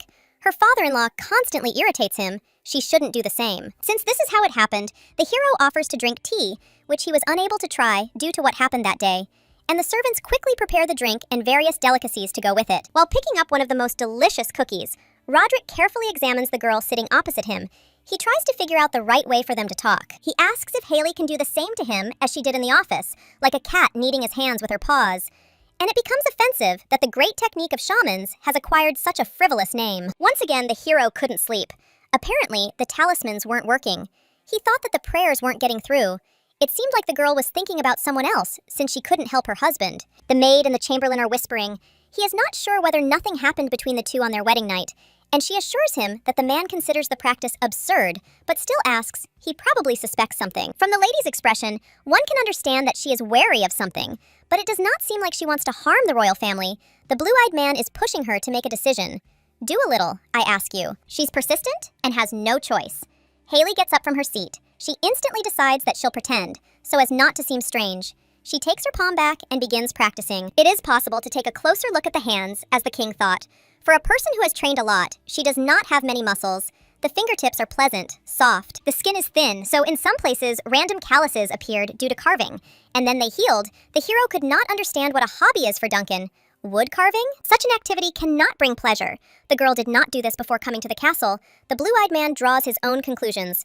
It's time to try to talk about everything in order to understand each other a little more. Turning around, the hero can't get a word out. He remains silent, and then quietly asks if Haley is trying to seduce him. She doesn't understand at all what he's talking about, and blinks her eyes in surprise. The front tie on the neckline has come undone. The girl tries to tie it back, but nothing works. She begins to panic, her hands shaking from futile efforts. The woman feels too lost. She turns to the maid because she is obliged to help. The brunette ignores because she is too busy discussing. The chamberlain, who had previously thought that something had happened between the couple, was already regretting his words. Deborah was openly gloating. The king and queen were so nervous in front of each other that everything was visible. No one dared question the competence of the maids. The man had long ago noticed that the servants liked to discuss something completely irrelevant. Without wasting time, he pulled his hands closer to his wife. She screamed and asked to move away. "I just want to help with the ties." Haley allows it, but she is completely red. Her cheeks are burning with shame. As soon as it's all over, she squeals that it was indecent. She should have pretended until the very end that nothing happened. The ties could have been reported in some other way. Shrugging his shoulders, the gentleman, in his defense, states that there were no other ways out of the situation. The servants stubbornly pretended that they did not notice anything. What happened can be considered Roderick's mistake. He does not want to continue the meaningless conversation. His wife's expression is offended again. Putting her hand on her head, she asks for forgiveness. "Please, answer me." Her eyes look at the floor so as not to meet her husband's gaze. At that moment, the lady is completely unpleasant to any contact. While the king feels much better than before, I admit, I also feel calmer. Virgo knows how to manipulate feelings. Doing it quite skillfully, the heroine is no longer angry. At least, not as much. She is not going to do what is obvious again. However, Kang Yi-jae is prone to repeating her mistakes. As always, everything goes wrong, the girl promised herself, and again broke her promise. Spirits are constantly circling around. You have to try to fight them. Protection is no joke. No matter how hard the lady tries, she can't force herself to pretend that nothing is happening. The baby constantly encourages her friend, but inside, she feels incredibly tired. Nephrite comes to the gentleman with a stack of papers in his hands. It is noticeable that his general condition is improving. He did not come empty-handed. In the folder, there is a report on the investigation that was ordered to be carried out earlier. When it came to the cause of death of the first contender for the queen's place, it became clear that the murder was committed using poison. This tangle of events should have been tackled earlier. Then the thread would not have been irretrievably lost. The second bride was not poisoned. Something else happened to her. It would seem that Duncan could not have wanted to become related to the king so strongly. Evidence is required. Without it, the Duke can masterfully wriggle out of it. This is necessary for the future. They say there is a diary that Haley brought with her from the kingdom. The man is surprised because he hears about it for the first time. More details are needed. The maids found out everything. There are about 10 chapters in the notebook, and after arriving at the castle, she no longer writes anything in it, but sometimes just takes it to read. The knight asks if he should study the contents. Maybe he will be able to get some important information. The duchy hasn't been doing much lately. They seem to be laying low. Despite this, they still insist on reinstating Albert to the position from which he was removed. His Majesty is not sure what would be the right thing to do. It seems more logical to allow the Queen at least this. Such a small gesture. The young man tries to object. The gentleman does not want to become an impudent person who will try to read the diary of his beloved's youth. If this had happened before taking office, Nephrite would have yelled loudly, asking if life is worth any pride. Enough talk about the Duncan family has been had, which means it's time to go stretch his body a little. The knight begins to worry about the inhuman attraction the king feels for the queen. The annoying ghost knight appears again near Haley, asking why they don't want to talk to him. He doesn't understand whether he has really become as unattractive and old-fashioned as he is for the human world. With the last of her strength, the lady squeezes out a request. She does not want to talk. Leaving her alone means failure. He is interested in her. The answer is harsh. I am not interested in ghosts at all. A man likes a girl as a good person. He laughs when he sees how unhappy she is. He is not the one who is vindictive, but on the contrary, he is a keeper, and this is an honorable title. No matter who he is, because of people like him, the heroine has to participate in the afterlife.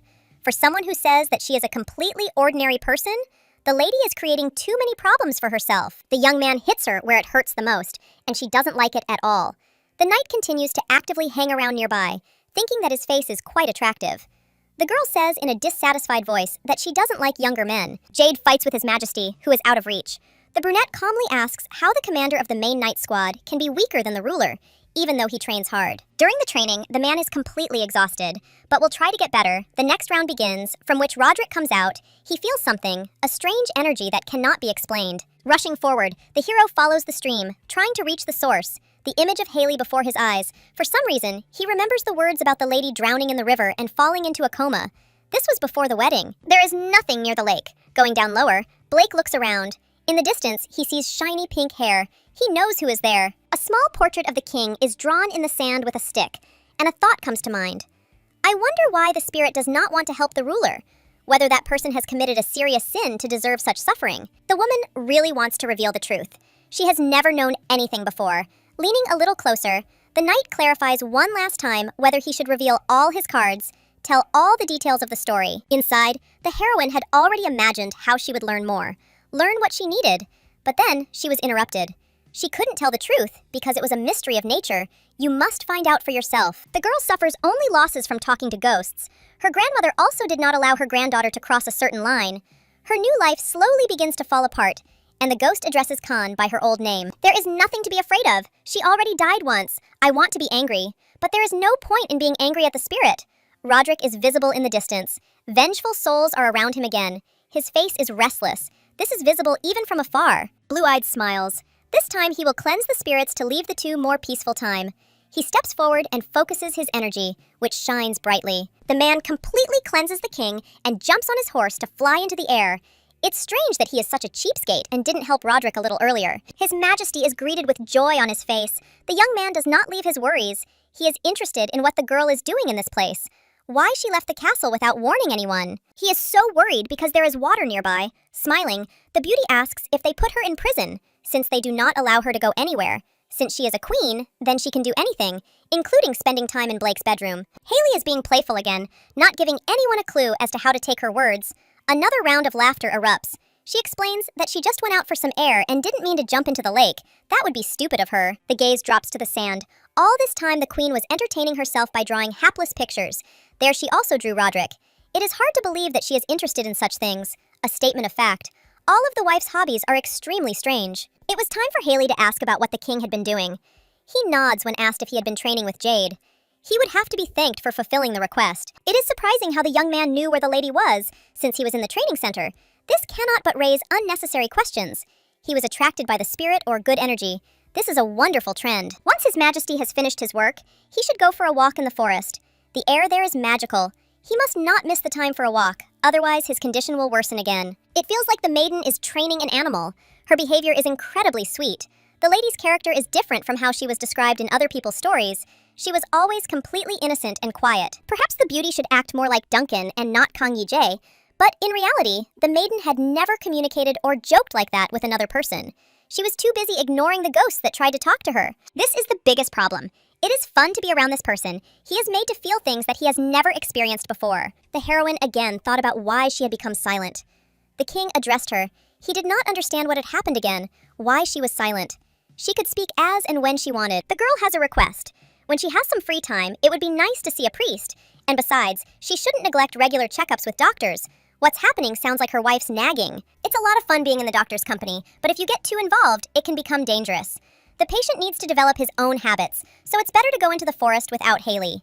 She says her legs hurt. The king has no business being there, and he's forcing her to go. The two come to Arthur's forest. This place is filled with divine energy, and it makes one feel calm. Roderick becomes stronger just from being in the territory. Despite the positive influence, the situation is not so rosy. It is unlikely that he will be able to extract even half of the energy that is in the vengeful spirits. In a normal situation, he would not need the shaman's help at all. The king places his hand on the girl's knee and then rests his head there. A surprised exclamation is heard. After several unsuccessful attempts, the gentleman came to the conclusion that this is the best way to get a good night's sleep. It's all about hidden power, only he's not aware of it. The heroine doesn't consider herself a pillow. They don't agree with her. Such behavior almost looks like harassment. But the same can't be said about that time when they helped her tie her clothes. The conversation turns to marriage. If the king is not mistaken, Duncan does not like marriage at all. She declares that this is not so. How then to explain the fact that the spouses cannot allow themselves even innocent jokes? The lady, like her husband, has every right to say everything. With each word, the conversation becomes more interesting, takes on obvious branches. Most likely, each word will carry a ton of unnecessary nonsense. The brunette feels great, is incredibly comfortable in his arms. The relationship of the married couple is full of scandals, and various troubles are also present. They are far from normal, but still cozy. The idyll is broken when the gentleman announces that at the end of the month, as usual, there will be a hunting tournament. The woman screams in surprise and jerks sharply, hitting her head with her hands. In a pleading tone, the heroine asks him to somehow cancel the hunt. Killing animals is not allowed. He shrugs his shoulders. Last time he somehow managed to get out of it. This time, it seems, nothing will work out. He will have to participate. Duncan is against the cancellation. He wants the oaths to take place. Thoughts about how to pull everything off start spinning in his head.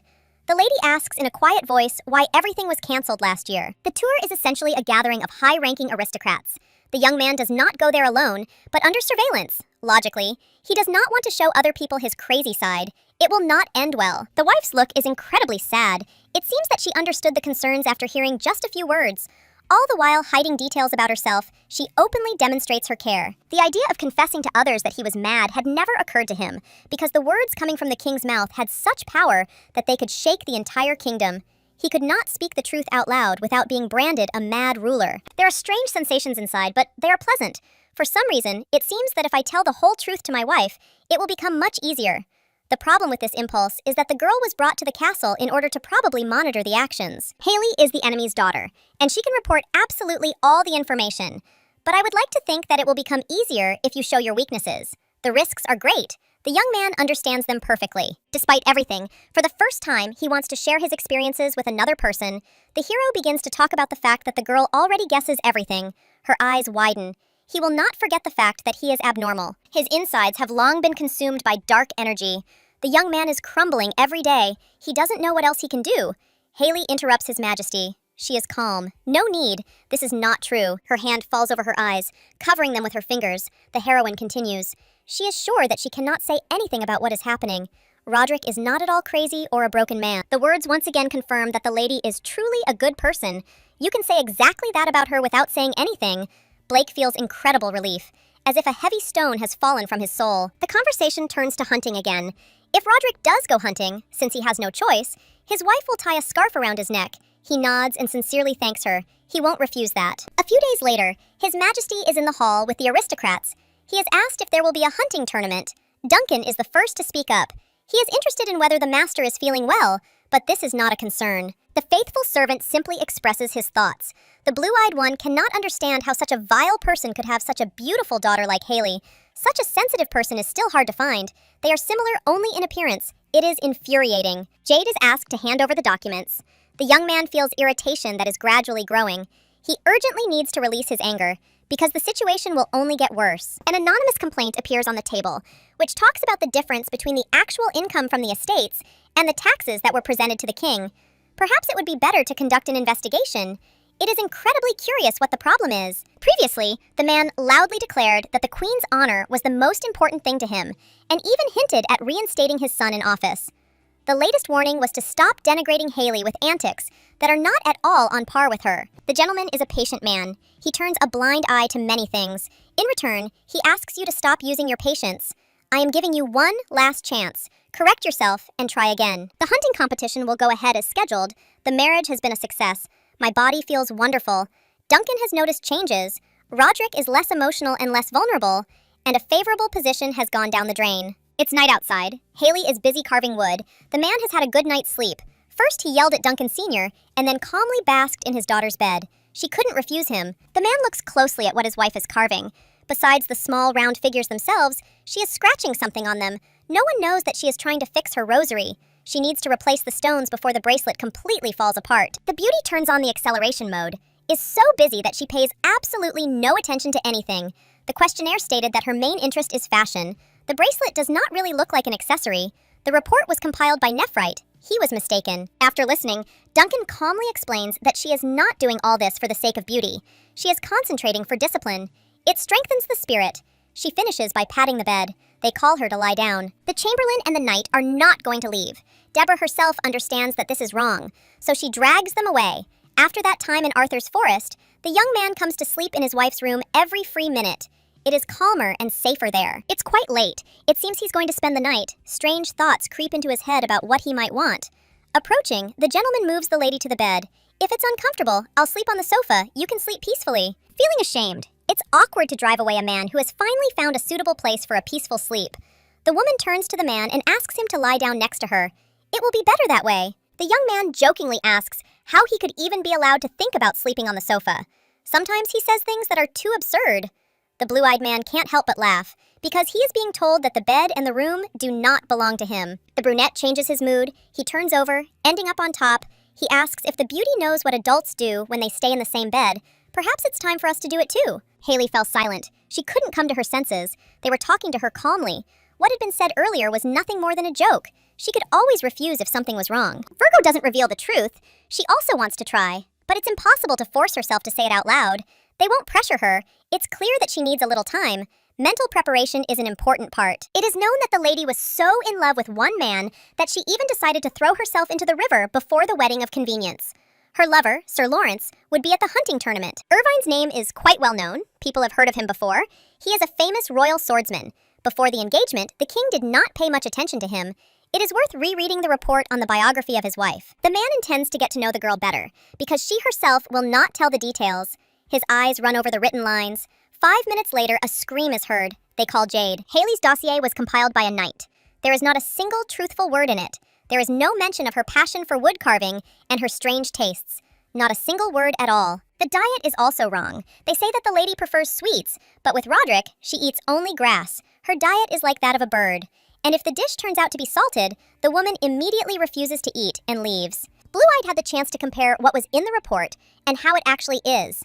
The report was indeed written incorrectly. He had turned a blind eye to what was happening for a long time, but the work was generally incompetent. They'll have to do it all over again and submit a new version of the report. The deadline is set until the end of the hunting season.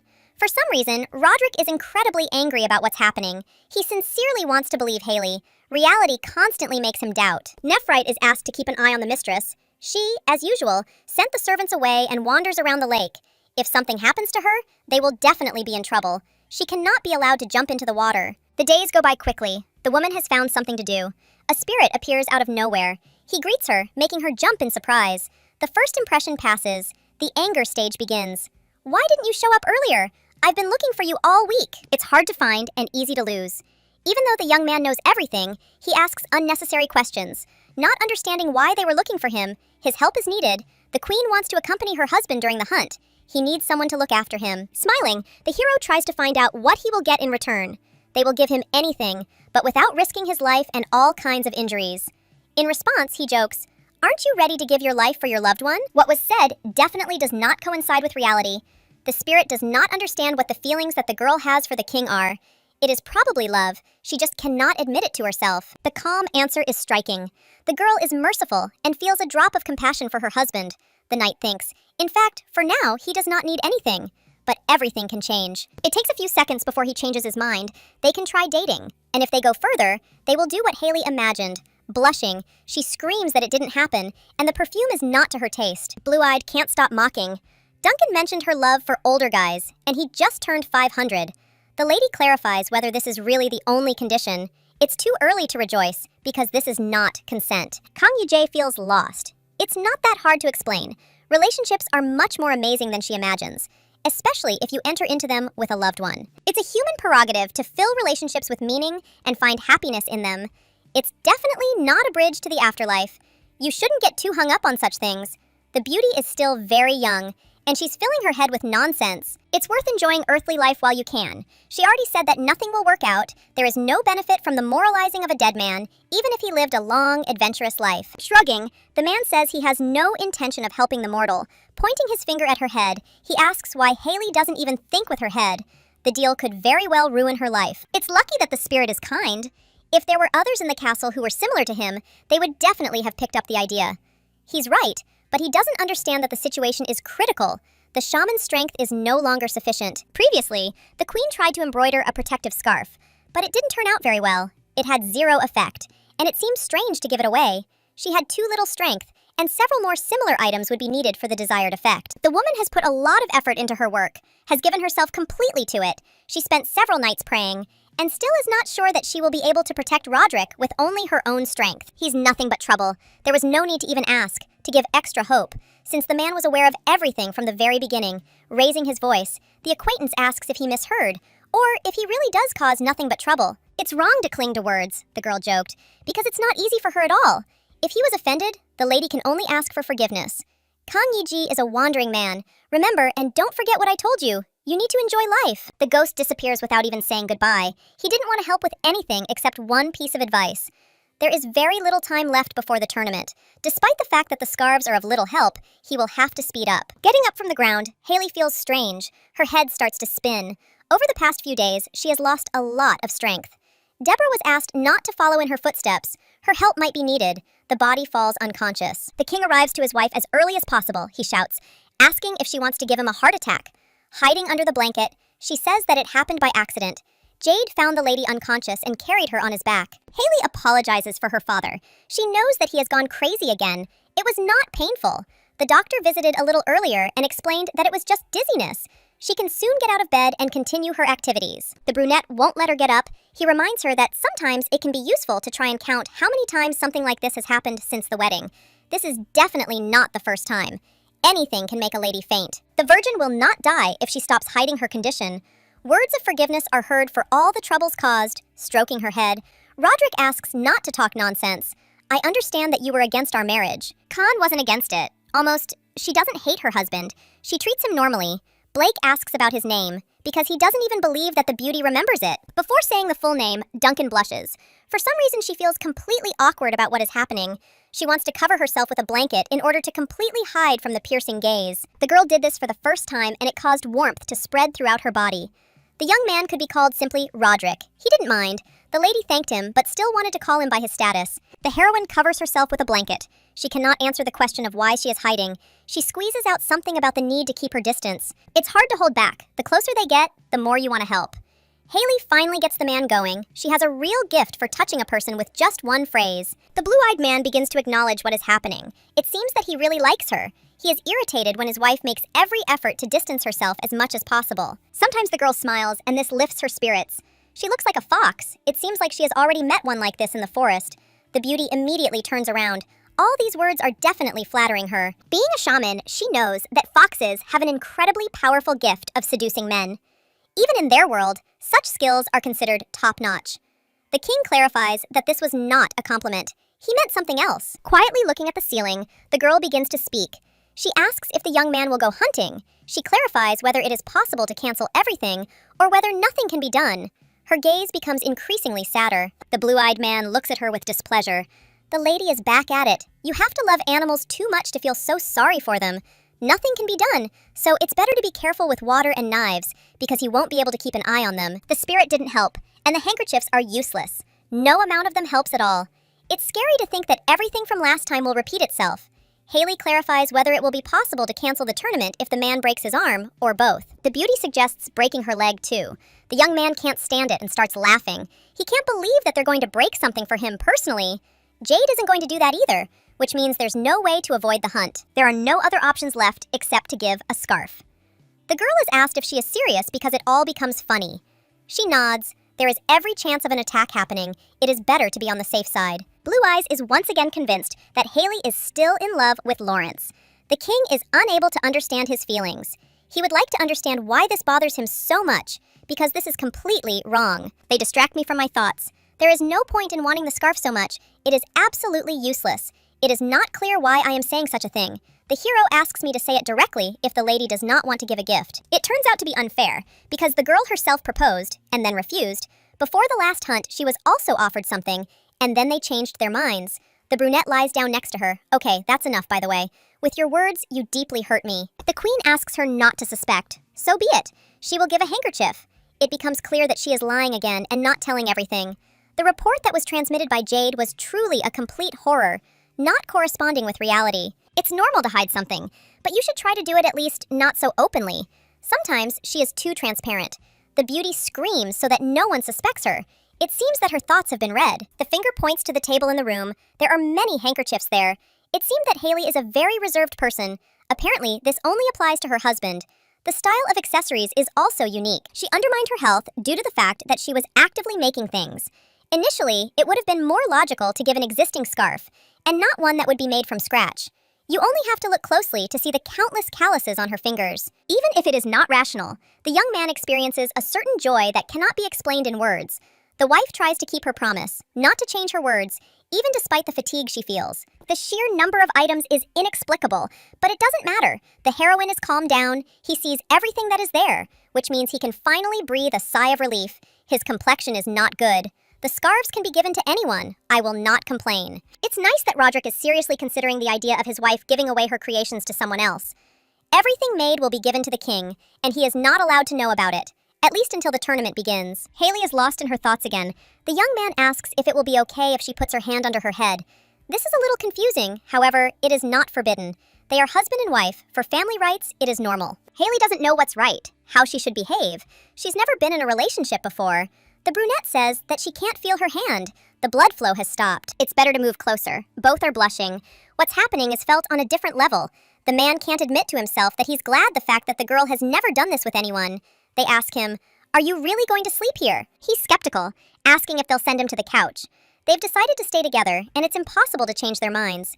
Haley assures him that won't happen. She didn't say anything like that and might get angry. Duncan can get angry too, she starts screaming. Not only the king has his dark side. The laughter gets louder. The girl is too sweet, and it must be admitted, she is really funny, a pleasant conversationalist. Still, the lady really doesn't know how to get angry. She always keeps to herself, as if she could leave at any moment. Sometimes she seems strange, lonely, and sad. He runs his fingers over his cheek. She is so beautiful because of the Duke, because of his constant bullying and beatings in childhood. It is logical that the father could probably take advantage of the fact that his daughter is small and has no vulnerabilities, and he did not immediately appeal to her. We have to talk about what came over the king, and he, in response, asks about what happens to Haley on a regular basis, why she constantly looks at the lake and thinks about death. The problem is that it is impossible to lay all the cards on the table. The girl does not think about death.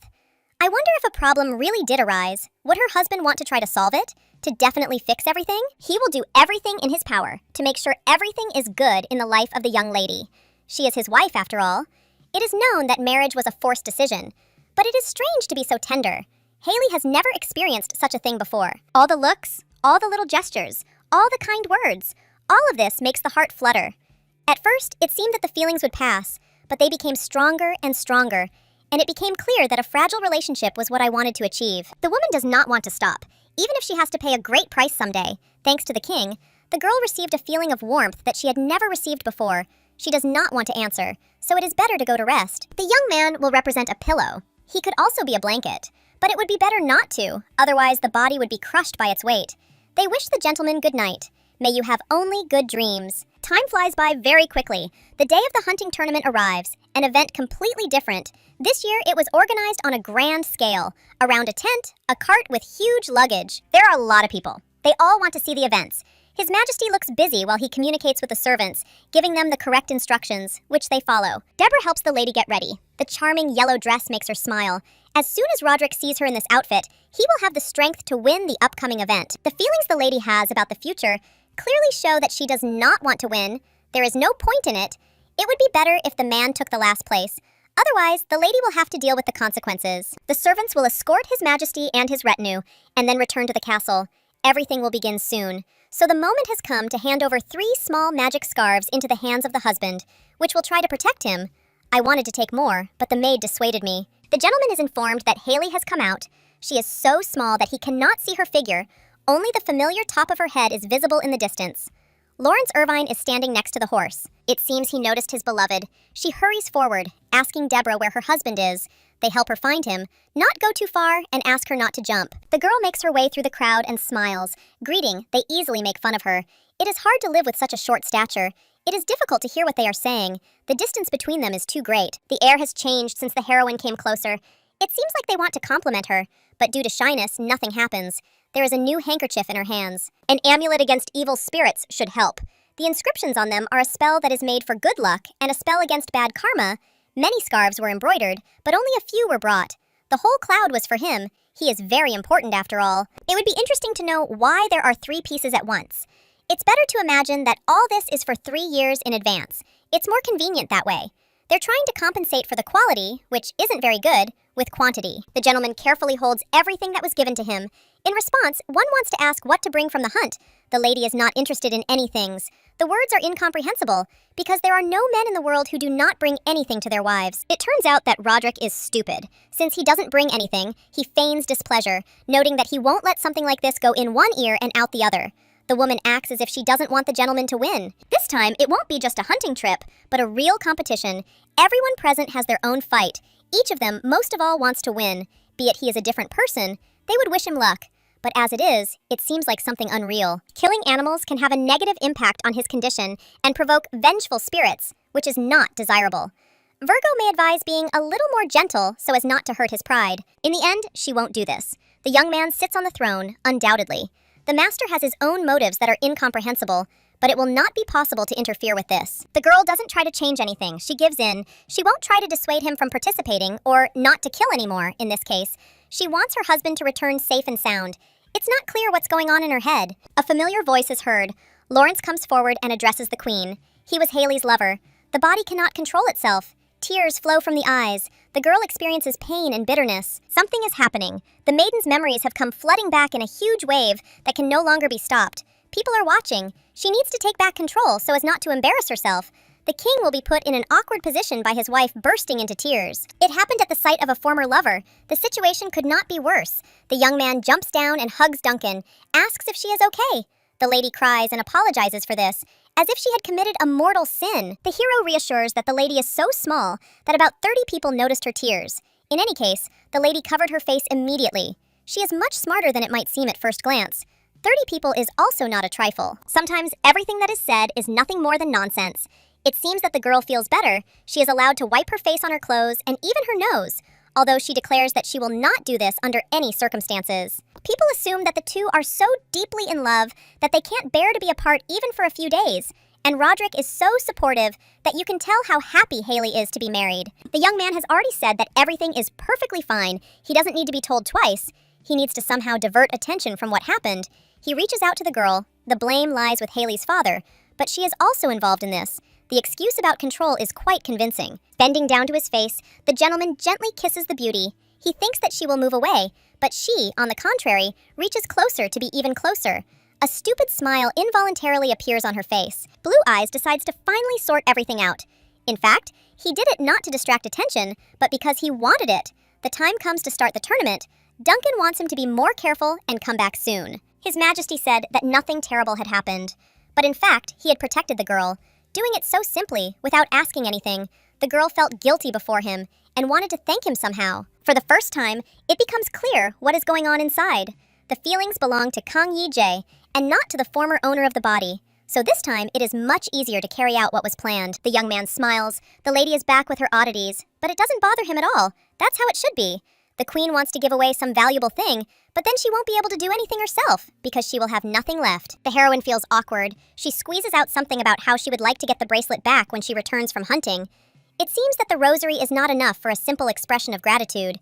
It is the most that can be achieved in life. The brunette prefers to leave all the worries behind. He experiences an obsessive feeling that he wants to kiss the beauty again.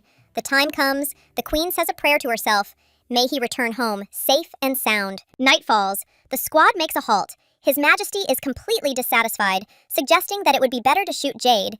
He is not having a fit of madness. These are thoughts out loud that do not carry any meaning. However, Haley and Lawrence had true love. The Duke fiercely opposed this.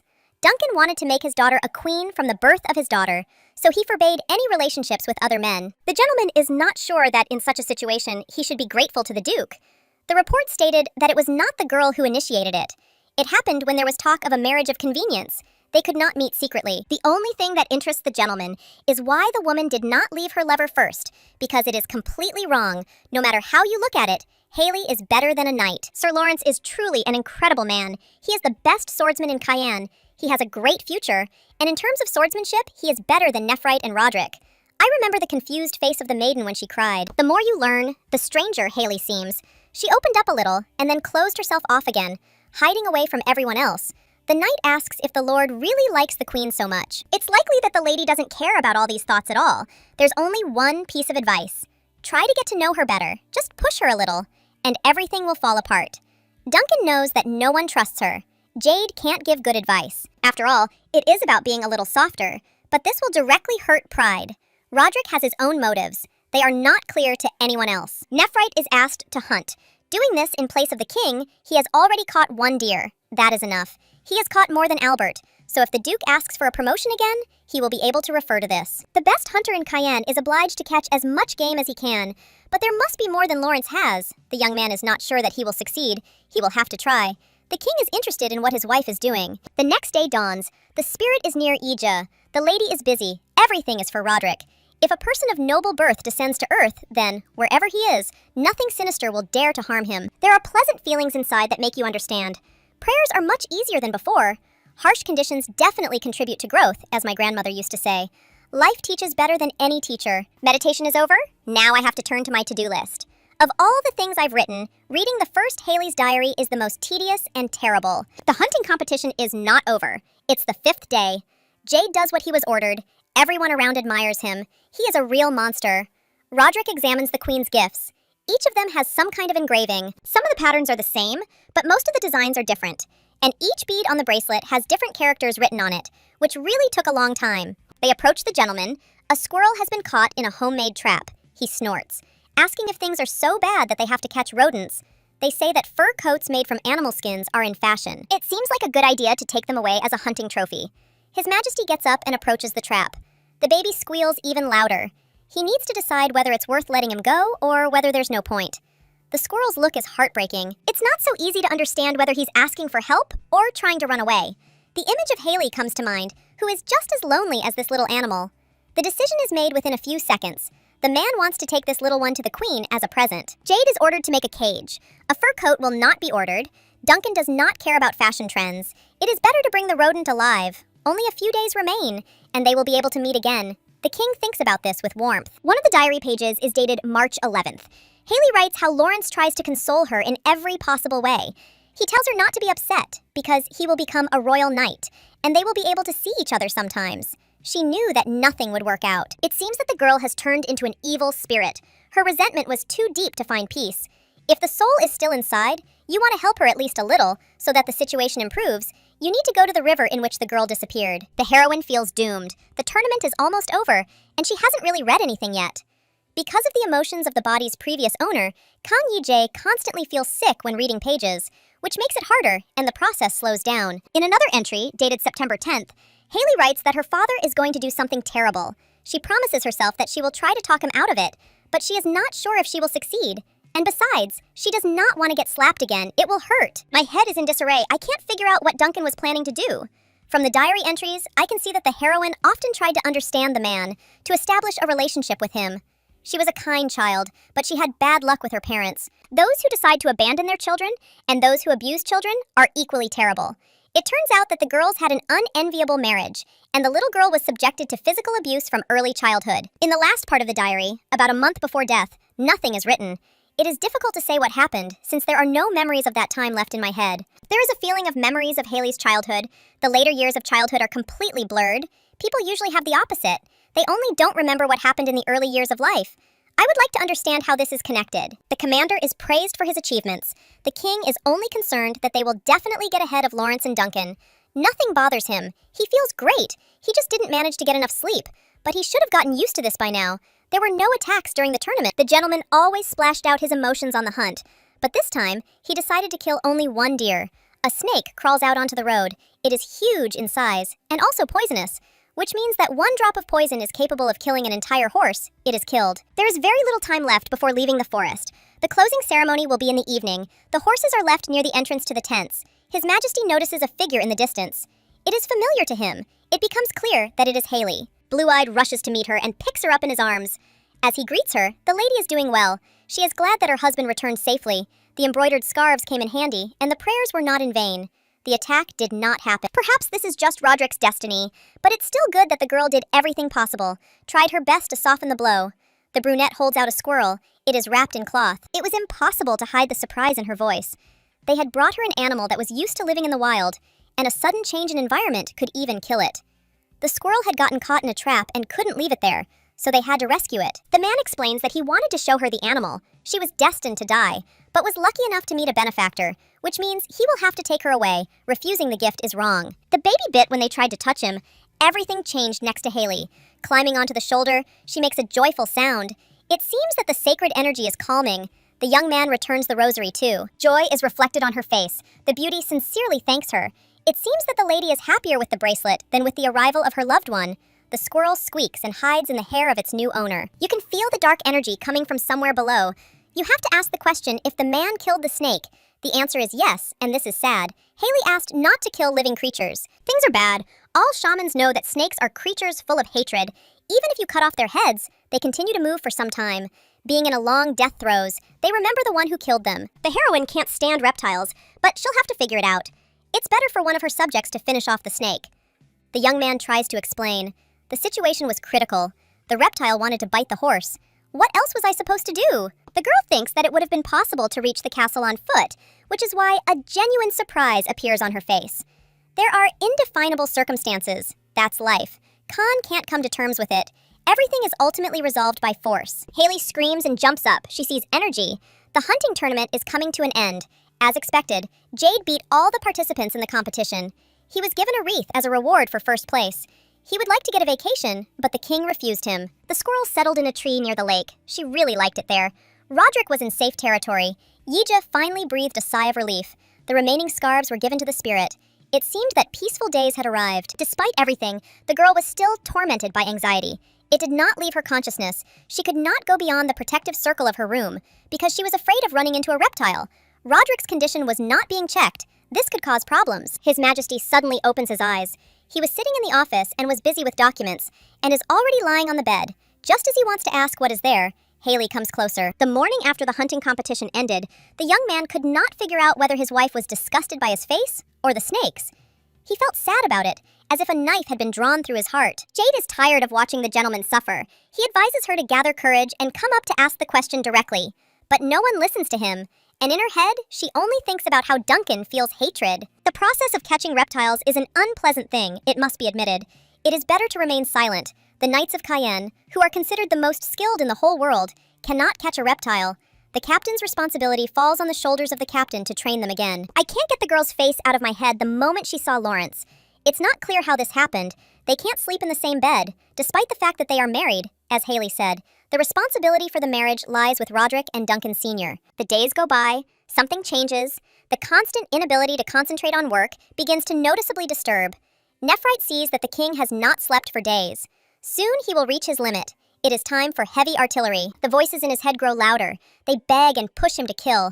After a long time, they appeared again. The reason is unknown. Only next to the queen, the master feels calm. He loses consciousness, throwing her body on his shoulders. They carry the body into the room. The brunette blushes, because the situation turned out to be ambiguous. The assistant threw him to Haley. Something strange happens again. The air changed, and even the damned voice also died down. The face turns even redder. It feels like the head has completely gone crazy. The touch of the lady is incredibly soft. The blue-eyed man, with a hint of reproach, says that he has not slept for several days. He needed to be visited. The woman was afraid to come. It was embarrassing that His Majesty almost had a fit. He asks to visit more often. There is no need to take a pillow. There are two on the bed. They can sleep together. The girl thinks. The king's chambers are not that far from hers, so she will have to look there at least once. Just to understand everything, this item was even on the to-do list. The body is incredibly light. The eyes are gradually closing. It is still unclear whether Haley has some kind of special magic. In the books, it is written that about 400 years ago, some kind of magic existed on the continent. Most people consider this a mere myth. However, the existence of such a practice is an indisputable fact, recorded in the royal annals located in a closed library. The Duncans had magicians in their family, so she could have inherited the ability to cast spells. Haley is asked if she studied magic, or if she was perhaps training to become a priestess, and the answer is a calm denial. With all their hearts, they wish the gentleman a speedy recovery. Maybe that's what works so well, Roderick asks again, because there's no point in avoiding the answer. He's curious. It's natural. He had to suffer alone. Roderick didn't think that one day he would be with someone who could give him relief. The woman will not reveal anything, because she does not want to seem strange. In this case, you can use me when you are difficult and bad. They are in a relationship. Marriage is the most special union. There is no point in talking about exploitation. It is unacceptable, the blue-eyed one clarifies. Is it really true that he is more comfortable in company alone? Of course it is not so. The queen likes spending time together. The woman says one thing and does another. She constantly moves away, looking him straight in the eye. The gentleman asks if they can kiss again. There are mixed feelings inside, confusion. She clarifies why this is necessary, because for now, she is trying to do everything in her power. It was all a joke, but the refusal hurt feelings. The heroine thinks for a second and decides to fulfill the request. She leans down and kisses him on the cheek. The king's face almost immediately turns red. He does not understand whether he really deserved it. The young man jumps up and screams. The girl is definitely behaving like a fox. If there was such an opportunity, he would look under her clothes. Hands reach for Duncan's waist and pull him closer. He asks to try again. He wants to be sure of something again, something that can't be said out loud. He wants to be sure of his feelings, to understand why, when the beauty cried, he wanted to kiss her. The woman looks away. She feels a new level of embarrassment. Turning around, she nods. She has no right to refuse. The two merge in a warm, tender kiss. Every touch seems special. The breathing becomes heavier. Roderick quietly asks that they clasp hands, because his hands might reach where they definitely don't belong. His Majesty asks for a handshake in an unusual way, which is even a little funny. A gentleman can do anything just to hold his wife's hand. The kiss becomes hotter, the sensations intensify, and something inside makes him flutter. For some reason, the kiss is different from the previous one that happened before the hunt. The man is noticeably in a hurry. This already looks like some kind of debauchery, and this option is not the best. I will have to stop, because this cannot continue. The girl steps back and asks if the king is convinced of the correctness of his intentions. He himself did not notice how strongly he became attached to the one who became everything to him. Nodding, the young man says that he is convinced of everything. There is a bit of uneasiness in her soul. The lady feels uncomfortable. It is strange that they are still looking at her like that. It seems that the gentleman wants to continue, to move to the next level of their relationship. The question is unexpected and confusing. I want to know if it was serious between her and Lawrence. My heart beats faster. Perhaps it was serious, but it's all in the past. Feelings dissipate. It's natural when time goes by faster. I don't want to force Haley to do something that she's not entirely comfortable with. Once she forgets about Lawrence, everything will be resolved, finally. The best suggestion is to discuss the relationship when the situation has improved at least a little. The man offers to use his arm as a pillow. A refusal is heard, which seems logical. The heroine does not intend to cause problems. The blue-eyed man asks not to say stupid things. The lady should understand for herself what exactly he is leading to. This is just an excuse to get closer? In the future, they will be together all the time, so the lady has the right to take any pose she wants. The girl needs to prepare herself mentally. Other wishes are not so important. It is known that Roderick wants to reduce the distance, which is already great. It is scary to imagine that he will hate Yija. Everyone who got close to her sooner or later reached this stage. It will be problematic to endure what can happen. It would be better if the gentleman wasn't so kind. This is unusual. This has never happened before. The young man notices that there is silence again. He begins to tickle, which immediately makes the heroine laugh. Stop, I forgot what I wanted to say. The woman herself did not notice how she accidentally fell asleep. She opens her eyes, not quite understanding how long she slept. She is awakened by an unpleasant feeling. A dark spirit is visible in the distance, and she immediately tries to get out of bed. Freedom comes after a few minutes of hard work. The lady makes a clever escape. Just like in the movies, there is a drunken demon nearby who constantly follows His Majesty. He will have to be kicked out. It will be easy. Lowering her voice, the lady orders you to stop talking nonsense and get out of here quickly. She is capable of much, and therefore gives you a final warning. If you come near Roderick, I will destroy you. He leaves. It was a relief. The girl pretended to know everything, while she couldn't really do anything. To solve the main problem, you either need to illuminate everything around or start destroying the evil spirits. The grandmother never told the details, but Roderick wants to help. We'll have to deal with the situation gradually. The lady wants to give him the opportunity to sleep peacefully, so that, like any normal person, he won't experience any problems. The most urgent things will come first. The spirit wakes up and asks what Ija is doing. She tries to take the amulets down. He screams, because this cannot be done under any circumstances. Evil ghosts are heading into the room. Only this time, they will fight with them. Stand until the very end. Over time, the power of the fallen snake's anger and revenge grows, so it appears first, as if out of nowhere, it becomes more ferocious.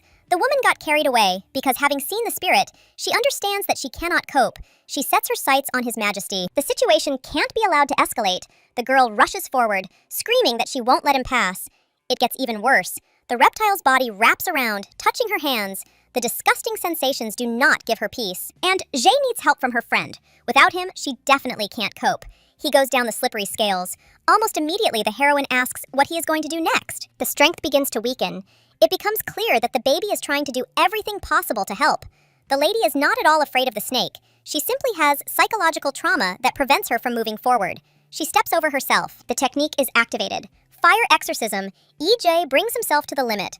All that remains is to exert himself a little, to forget about his grievances. The spirit that came into the world is obliged to return to the world of shadows. It becomes quieter. It seems like everything worked out. This cannot but please. Finally, she can breathe a sigh of relief. The lady hopes that she won't die anytime soon, because she's made too many enemies. It's all over, and it's time to get a good night's sleep again. In the morning, His Majesty wakes up. He immediately asks how the queen slept. The lady nods, and at the same time asks to take her legs off. They are too heavy. It makes it harder to breathe. Blue-eyed is surprised. He can't help but notice the pale complexion. If you think about it, last night Haley slept on one side and woke up on the other. Did I really toss and turn so aggressively in my sleep? The brunette sincerely hopes that this is not the only issue. Roderick asks if the girl really disliked the kiss. Perhaps she was forced into it, and that was the biggest mistake. The lady sits up in bed and stares into space. She wants to ask His Majesty for one request. There are tears in her eyes. She asks that next time, if possible, not to kill the snake. Murder blackens the soul. That time, everything happened quickly. But if there was a choice, everything would be different. There is a very interesting expression in Chinese. Achieve a goal by using the strength of others. The gentleman has Jade, who will do absolutely everything for him. This is the first time a girl is so angry, I have to agree. I understand. Just don't shout. During the reign of Ryan Blake, the Kingdom of Guyana celebrated its centenary since its founding. As a sign of eternal harmony and peace, the noble houses, of which there were 3, were accepted into the royal family. The true purpose of the family is to protect it from the influence of all 3 families. At the next meeting, Duncan raises the same issue, asking to consider again the possibility of reinstating his son as commander. He knows that he will most likely be refused, but it is still worth trying. Blue Eyes grins. As he promised Nephrite, he will mention his winnings. The Duke's son was unable to shoot even half of the game that the Knights of the Squad collected. He has such skills that his personality is forgotten quite quickly. The aristocrat changes the subject. He mentions that he requested an audience with Her Majesty the Queen to discuss this matter with her, but he was refused twice, which is considered completely unacceptable. It irritates him. Duncan won't go down without a fight. After all, he is Haley's father. No matter how much they disagree on matters of state, it's too much to deprive a legal parent of the right to see his child. His voice keeps rising until the king silences him. A man rarely shows his character in such a way. He seemed to have previously asked not to speak badly about his wife, but from the words that were said, one can conclude that she does not have her own opinion, only the opinion of her father. In fact, no matter what the Duke says, Roderick does not dictate refusals. The gentleman winces. What is happening is more like delirium. Haley does not have her own opinion. She will not dare to utter a peep without permission to do so. He suffered for a long time to teach her to obey. The king does not advise forcing him to repeat the same thing. He did not deprive him of any rights. A conflict between a father and daughter is not something that such a high-ranking person would deal with. Stop whining at every meeting. Duncan cannot consider himself a parent because he behaves inappropriately. It is strange that the ancestors told future rulers to beware of this family, that the master and his son are both incompetent oafs whom nothing can help. Haley is completely different. She is different. Her facial expression changes.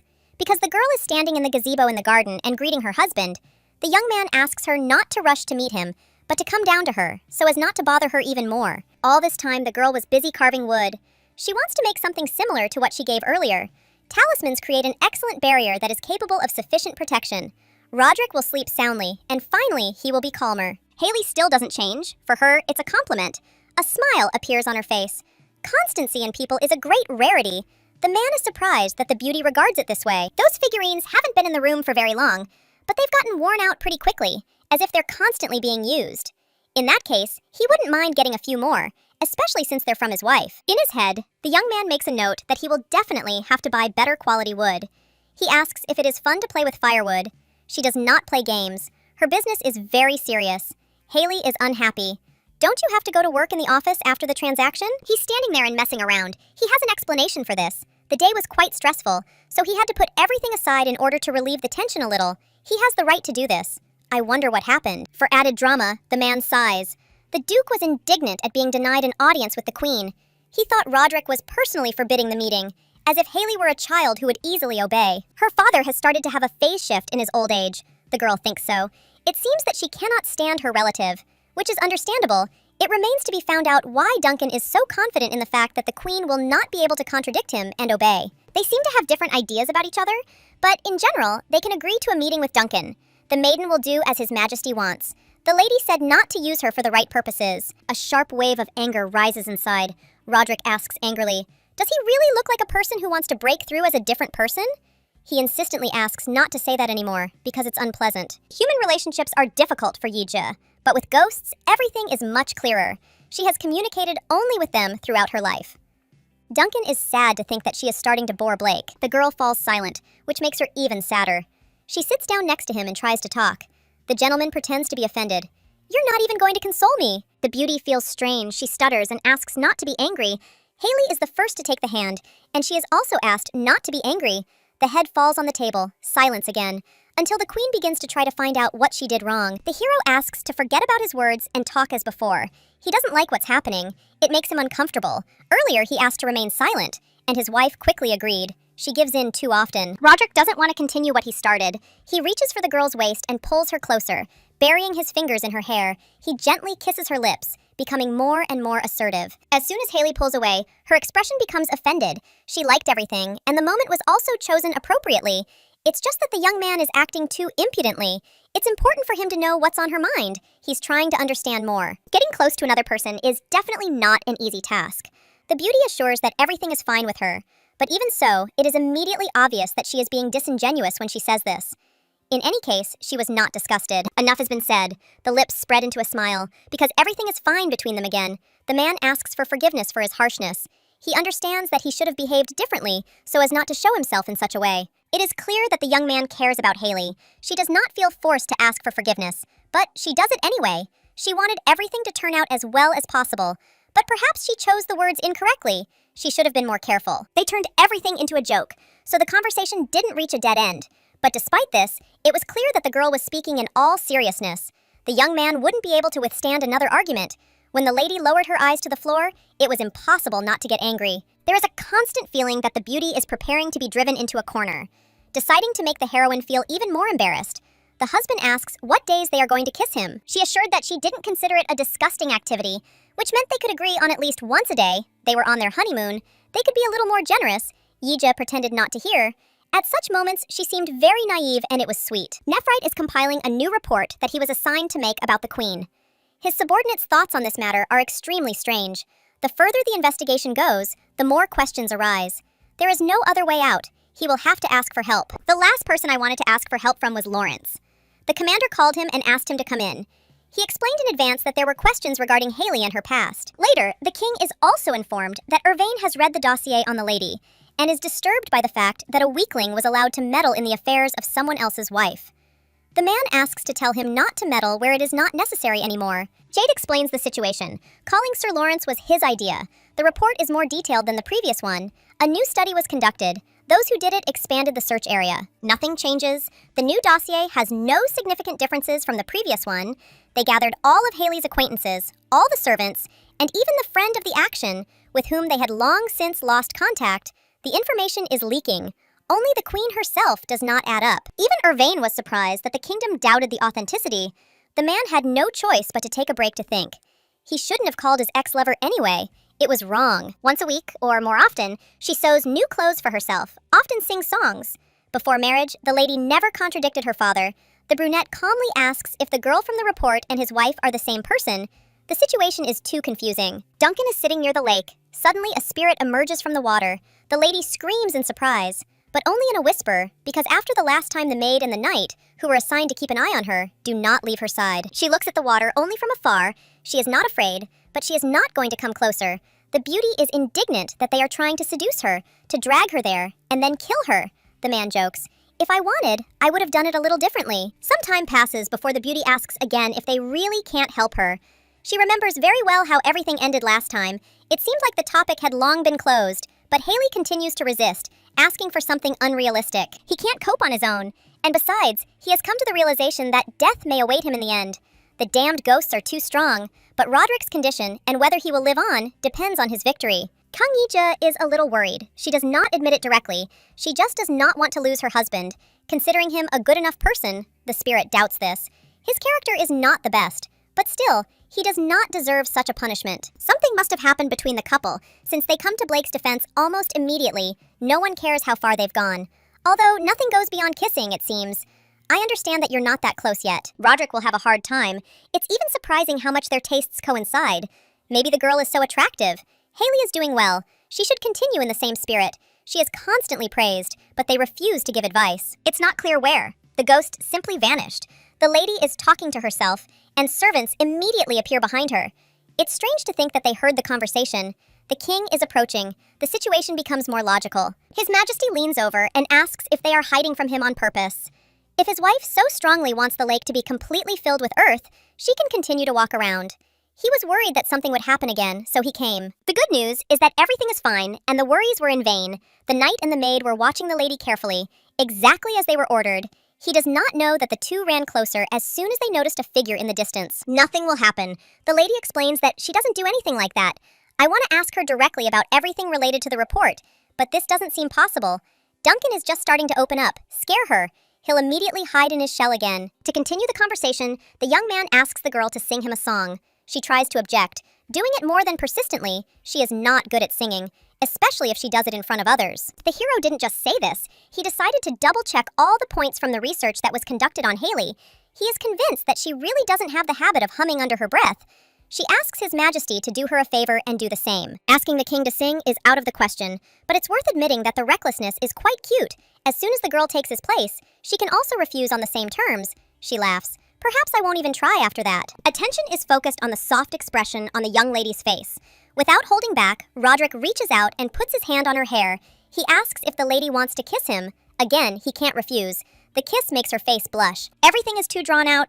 The beauty forces the man to move away. He does not make too abrupt movements, but they are incredibly aggressive. Turning away, the brunette feels shame. He feels that he is losing his mind when the situation reaches such absurdity. He has to justify himself. He doesn't do this on purpose. To make amends for his guilt a little, the hero explains that he doesn't do this on purpose. He offers to go to dinner together. This will help them get at least a little closer. They are heading back to the castle. The maiden does not let go of her husband's hand. It seems to him that things will not get better at this rate. She advises him to come even closer and take her hand. She knows that they cannot refuse her and will do everything anyway. A little sad that the item from the entire list of plans was never completed. It was not possible to talk normally with the spirit. Next time, I will have to try again. The man answers the question asked to him about where he will sleep. Perhaps he can stay in the beauty's chambers. She calmly says that she wants to spend time in his room. She needs to inspect the bedroom. Not knowing the true intentions, the blue-eyed man blushes and quietly asks again. He clarifies just in case. As soon as Haley understands how her request sounded, she immediately apologizes and explains that this is not at all true. They don't even have time to ask her, because everything becomes perfectly clear anyway. The beauty wants to look at the room. She was there before, but she didn't get a chance to really look around. Then she wanted with all her heart to run away from there, so as not to encounter even more ghosts, of which there were plenty there. The king doesn't think it's right to ask permission every time. The queen has the ability to do whatever she wants. The face changes from cheerful to pained. The spirit refused to help. Duncan will do everything on his own. The first point of the plan remains the same. We need to inspect Roderick's room. Very soon, the lady will be collecting talismans on herself. She would like to go straight ahead, decked out in amulets, but that would be too suspicious. There is a bracelet on her hand. There are not really that many weapons that can be crafted with your own hands. Knocking on the door, the heroine hears a low voice. She is allowed to enter. The aura inside is nasty. Everyone who follows in her footsteps is there, all spirits. There are also those who wander around the room from side to side, or those who sit in the corner, not reacting at all. Everything in the room itself is fine. Only these ghosts interfere. The problem will be solved. It will not be entirely easy. The man can't help but notice that the lady is really looking around carefully, as if her life depended on it. She doesn't find anything interesting. Picking up the queen in his arms, he smiles and asks what he can put in there so that she will come by more often. Since the premises are in order, it's time to change something. It would definitely not hurt the girl to pay attention to her husband. He tried very hard to put things in order before his arrival, and expects at least some praise. The lady steps back. She wants to say something, until her attention is drawn to 2 talismans. One of them has already gone bad, and this is upsetting, because it means only one thing. The lady did something wrong. Don't worry, the wood is probably not dry enough. The servants will change it. The figurines are an indication of how hard it was for Roderick. Spending all his time completely alone, he suffered from torment day after day. Haley assures that she will cut out new ones, and the old ones can be thrown away, so as not to become an eyesore. It becomes scary that something bad will happen again from this new invention. The maiden cannot stand it, and finally asks the question whether the king has committed any great sins. The most obvious explanation for the whole situation is a grave sin, for which a person must bear punishment from above. Perhaps all the negative karma of the last 500 years was falling on him. It is unlikely that any person sitting on the throne could answer him negatively. What is good for one is poison for another. One has to live and hope that the efforts are not without meaning. Haley thinks that all this is just nonsense. She herself is no gift. She may have managed to do a little mischief in her life. It seems that she has not committed any terrible crimes. Otherwise, she would have to serve a sentence. Karma would suffer. For a long time, Yi-ja was angry at one person. She subconsciously blamed all the problems on him. She understood that he had his reasons. She only wanted one thing, for him to know how bad the girl felt. It's funny to admit, but one day I suddenly felt sorry for people, and for everyone. It took me a while to realize that there are many people suffering in the world. My resentment and pity became more pronounced. Every day, pity gave way to hatred and vice versa. It was exhausting. The beauty began to realize that the longer she did this, the lonelier she became.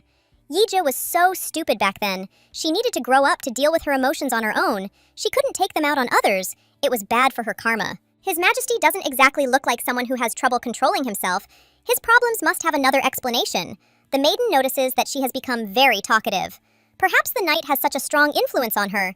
She asks for forgiveness for tiring him with boring conversations. The man was not at all against it. For the first time in a long time, the wife opened her heart a little. This feeling quickly disappeared. Haley, who showed a part of herself, carefully hid it until she could no longer hold back. "We need to move on," the lady asks the gentleman to say at least something. It would be better to come up with names for the talismans.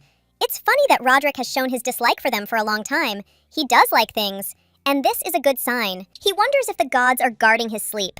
A smile can't help but remain on his face, even if only for a short while. But the young man was able to see the real Duncan, who isn't hiding under layers of masks, and this makes him happy. The first amulet should be named Haley. In honor of its owner, the heroine cannot even resist, because it seems completely useless. The second will be called Ija. It protects his majesty, body, and mind. Since the piece of wood is named after his wife, the man can never throw it away. Such are the rules. The maiden cannot say that the name does not belong to her, and ask not to throw away the second one either. There is turmoil in her soul. She has never thought about such a thing before. The time has come to retire. From the moment they talked, the beauty has not said another word. She lies on the bed with a detached expression on her face, which is very characteristic of her. It is sad to see her in this state. Noticing his intense gaze, the beauty quietly asks the gentleman what's going on. They agreed to spend the night for one day, but that's not enough for him. It's a bit against the rules. However, there was no response to her words, which means there's still room for negotiation. Haley is not so simple. She suggests reducing the number of times. Surprisingly, in the Duncan family, it is the father who is involved in politics, and not the daughter. Although she, as it turns out, is such a cunning person, this makes you want to laugh. The mood rises. Each time, the king becomes more and more convinced of the woman's hidden nature. He asks if he can check for a tail. His hands reach down somewhere, causing his face to flush. The girl jokingly asks him to stop. The young man has too much imagination. Since he considers it necessary to do something like this, he turns his body over and, raising his hands above his head, presses them with his palm. The situation looks less and less like a joke, from the expression on his face and from the look full of warmth. It's uneasy. The best solution that comes to mind is to start kicking. From this moment, the lady does not plan to stand on ceremony any longer. She said not to joke with her. After all, she plays sports. She even has muscles. There's a silence, just before the brunette notices that all of this is incredibly amazing. When the girl is nearby, his eyes close on their own, although insomnia constantly torments him in the room. Hugging her, he wishes her good night. Waking up in the middle of the night, the beauty casts a protection spell. Roderick's sound sleep will come in very handy. She has more important things to do than stay in bed. Those who want to avenge their offense can line up. All the spirits will get what they deserve. Nasty sounds are heard all around, the colors are getting thicker, and it is becoming harder to breathe. No one is burning with the desire to calm down peacefully. One of the largest in size laughs disgustingly, asking if the stranger is really so sure that she can endure everything. Ghosts have a peculiarity.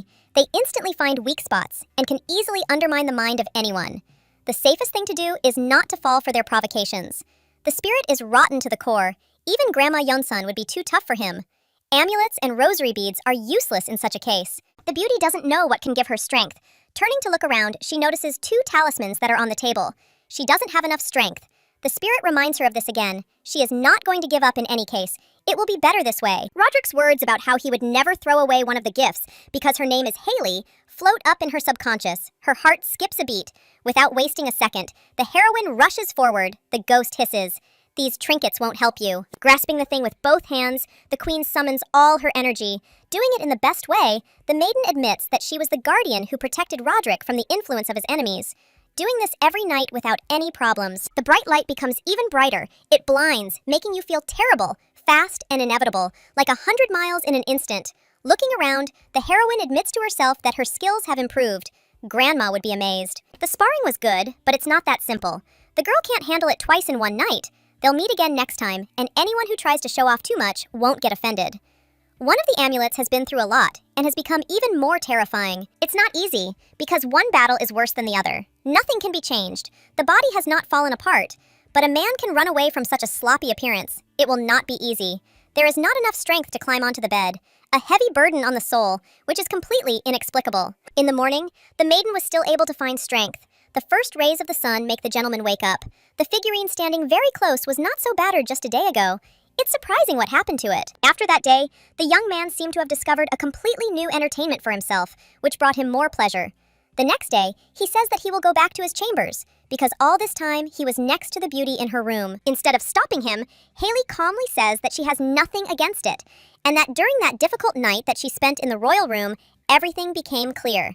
The young man has a huge reserve of energy, since he copes with problems every day. Still, the girl wanted only the best. She did not want to leave Roderick there, alone with the demons. She constantly allowed him to sleep in her room, and was upset if the king wanted to go back to his place. He really liked it. The heroine wasn't stupid. She understood everything perfectly well, so she calmly says that she's just joking about everything. The queen learns quickly. His Majesty reaches for his waist with his hands. Although they are dirty, he doesn't pay attention to this, but laughs. Then, kick me if you don't like it. Roderick wants to be as close to Haley as possible. He doesn't like to break away from her embrace, not even understanding why he feels so at ease next to the girl. It's difficult to understand why he still continues to hug her again and again. It's not clear whether this is a good deed. Relationships are complicated, so honesty is important in any relationship with people. The heroine hides too much, as if they are not equals, and she compensates for the omission by caring for the king, so every night she has to fight spirits. The virgin sits down to carve again. This time, she is working on a totem that will be stronger than the previous two. Another masterpiece will soon be born. It's time to get used to how things are. The mistress's preferences are too specific to please. There is no reaction. The work continues to boil, because it needs to be finished just in time. On the calm and silent face, sometimes an expression of unbearable melancholy appears. The king also has a slightly specific taste, since he likes her. The discussions in society do not stop. Rumors are circulating that Haley is too weird. She continues to resist what her husband tells her. He asked her not to go to the lake, but every time she returns, not considering it such a big problem. The maid asks not to say that. The woman does what she thinks is necessary. The spirit has not appeared since the day they last spoke before returning to the castle. The heroine says that she plans to go to the library first. Deborah runs forward. She covers her mistress with her body. She calmly asks if the king is really in front of her again. Her gaze shows fear.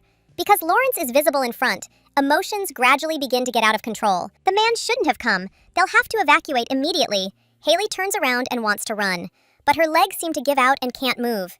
The maid considers it unheard of rudeness that the queen is addressed by name and that some knight is doing it. Her Majesty understands her fate. She quietly says that everything is fine. Looking at the floor, the young man apologizes for his behavior and asks to give him at least a minute of attention.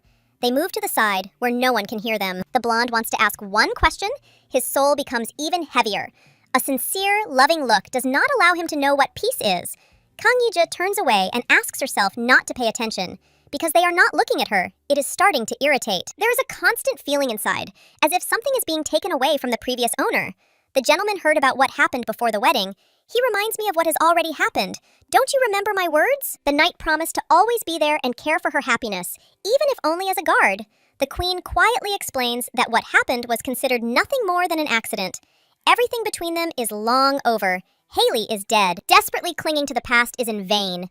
If you continue in the same spirit, then the soul of the deceased will never be able to rest in peace. Tears in his eyes, the blonde does not understand why the lady is crying. Not accepting the handkerchief, she turns around and runs away. As usually happens, the king was later informed that his wife had been crying. The heroine was worried, as she had wanted to avoid such a conversation. The servants never allow anything to be hidden, and this could not help but upset her. There is a drawn-out silence. The blue-eyed man waits a bit, and then asks what will happen next. The beauty pretends not to understand what is being discussed. She tries in every possible way to avoid revealing her true feelings. They say that the queen met with Sir Lawrence. They just chatted for a couple of minutes. But even that was enough. He wanders around the palace as if he has permission to do so. Next time, Roderick promises to break the blonde's legs. It's hard for the young man to understand what kind of love it is, which makes him cry at every meeting. He should have killed the man while hunting. The maiden jokes that the king's face will soon burst from anger. He responds rudely. It's not that the lady was misunderstood, or that Lawrence is a former lover. Ija didn't do anything. She was promised that no one would rush her, but it seems the gentleman is starting to get tired of the pointless waiting. The king shouldn't worry about trifles. Only the situation in the past and the present is different. Feelings do not stand still. They actively grow, intensifying to an impossible limit. The hero remains silent, continuing to cut meat onto a plate. It's impossible to hold back laughter. The gentleman's expression changes almost immediately, and he skeptically asks to share what made you laugh. Haley explains, I ran into Lawrence by chance. It wasn't my initiative. In this case, the beauty should not make an expression on her face as if it matters. Otherwise, it will really seem that there was something between them. She is not lying, and this is clear. The young man was not angry either. He was just checking the reaction. It's better to change the subject of the conversation and start eating. A servant with a tray approaches the table. The next dish is snails with vegetables. The sight of them makes him feel sick. The king, surprised, asks what the reason for such a reaction is. Haley says she's fine. She's just not a big fan of snails. Jade runs up and asks in surprise, because she remembers that the report had completely different information. The blue-eyed one also remembers this. He didn't realize it right away. The knight is almost in tears, because rechecking the report 3 times has made him neurotic. So as not to embarrass Haley, the man is taken out. Although he tries to resist in every possible way, the girl is almost brought to a heart attack again. Too many events. The beauty does not want to eat anymore. She is full. The mistress expresses her desire to spend the night in the master's bedroom. She secretly hopes that she will be able to deal with another demon. She even suggests changing rooms. This is a very delicate way of saying that she doesn't want to sleep together. Sleeping separately is indeed more comfortable. She doesn't have to worry about Blake waking up in the middle of the night, but that's not what she means, in which case she is asked to allow them to be together. And even if the girl doesn't want to give consent, this will be punishment for her betrayal. The hero himself can't believe that he said it out loud. In response, they smile at him, because the lady can't be against it. The air gets tense. The gentleman asks if the beauty is doing this on purpose, not giving her a chance to come to her senses. His Majesty presses her against the wall and kisses her passionately. This continues for several minutes, as if the gentleman wants to eat Haley. Finally, he manages to gather all his will into a fist. The king pushes the lady into the room and agrees that it is better to be apart, because he risks going completely crazy. His imagination has run wild from just one kiss. The beauty feels lost. She only wanted to protect her husband from the vengeful spirits that constantly haunt him. He should not suffer and be tormented by nightmares. But nothing works. The end of the day wasn't so bad. The next day the news spread. The lady allowed an audience. She didn't show her face for a long time. Everyone around thought that nothing would come of it. They wanted to manipulate and use her. Haley listens to everyone, and each time calmly promises that she will tell her husband everything. From her experience, the maid is sure that she will simply complain about everyone. Deborah explains that it is permissible to be angry and not agree with everything. The heroine shrugs. She doesn't see any logic. There are already so many bad people in the world. Maybe Haley is even more dangerous than Jade, since she shows herself to be a dark horse from the faction of Roderick's supporters. Those who arrive for the audience are almost finished. The last visitor remains. The Duke comes in. He pretends to be a visitor. The Duke comes in. He pretends to ask forgiveness for not warning, but he really wanted to see his daughter. The man really did show up at the very last moment. The girl won't chase her father away. He asks directly when they plan to take people from House Duncan into service. A lot of time has passed since the ascension to the throne. Virgo has the right to independently select everyone she likes and not ask about anything. She is glad of this opportunity, but does not plan to take advantage of it. I think that this generosity is not necessary. The servants in the castle are already doing a great job. The man offers to do at least something. For example, bring Albert back into service, since he is a brother. This is what a father should do, not a daughter. The best option is for the gentleman to come himself and personally ask for everything. He is not mute, especially since they are both adults, which means they do not need transfers through another person. The man feels that he can't take it anymore, and what is happening is driving him crazy. This is such incredible audacity. Clenching his teeth, the old man asks everyone to leave the room. He asks for a private audience. Deborah looks at the lady with concern. She gives a signal with just one look that everything will be all right, and confirms that it is best to take everyone away. The lady is left alone. For a moment, there is silence. The Duke starts yelling. He doesn't see the point in what's happening. The king has obviously turned the girl against her own father. The maiden remains calm. She assures him that this is not true. His Majesty is not that kind of person. She expresses her opinion independently. The beauty acts as if she is not going to help her family, but wants to destroy the house. There is no point in arguing with Duncan. He is not a relative of Kang Yi-jae. No one knows that the real soul has left the body. One should rather be angry with it, although everything ended on time. Otherwise, its life would have been too sad, too empty. The heroine should try to defend her honor, or at least object. She never asked to be made a queen, and she certainly didn't want to sit on the throne. She wasn't interested in it until her father forced her. Nothing was destroyed, at least not in relation to the family, because it's all not true. Duncan destroyed Haley's life. He already lost his real daughter. She suffered her own. In a calm voice, the lady asks him to leave and to come next time by appointment. Going crazy, the man hisses that one should not forget one's origins. If the family collapses, she will not remain safe either. You have to look closely to see that his face is strangely blurred. You wonder if he has accumulated more sins, and what will happen to him next, whether he killed someone, or is only planning to carry it out in reality. The beauty is tired of listening to everyone about how much she will regret it. The Duke says goodbye, doing it in the most unpleasant manner. The door closes, leaving his daughter in silence. The king spends more time in the Asaruka forest. He heard that Haley tore the Duke to pieces when she said that the old man would regret it. She sounded like someone else, completely different from her real self. You have to be a little more careful with Duncan. The gentleman doesn't really like Haley's father either, but he has to restrain himself sometimes. The lady doesn't want to talk about anything. The young man continues the topic.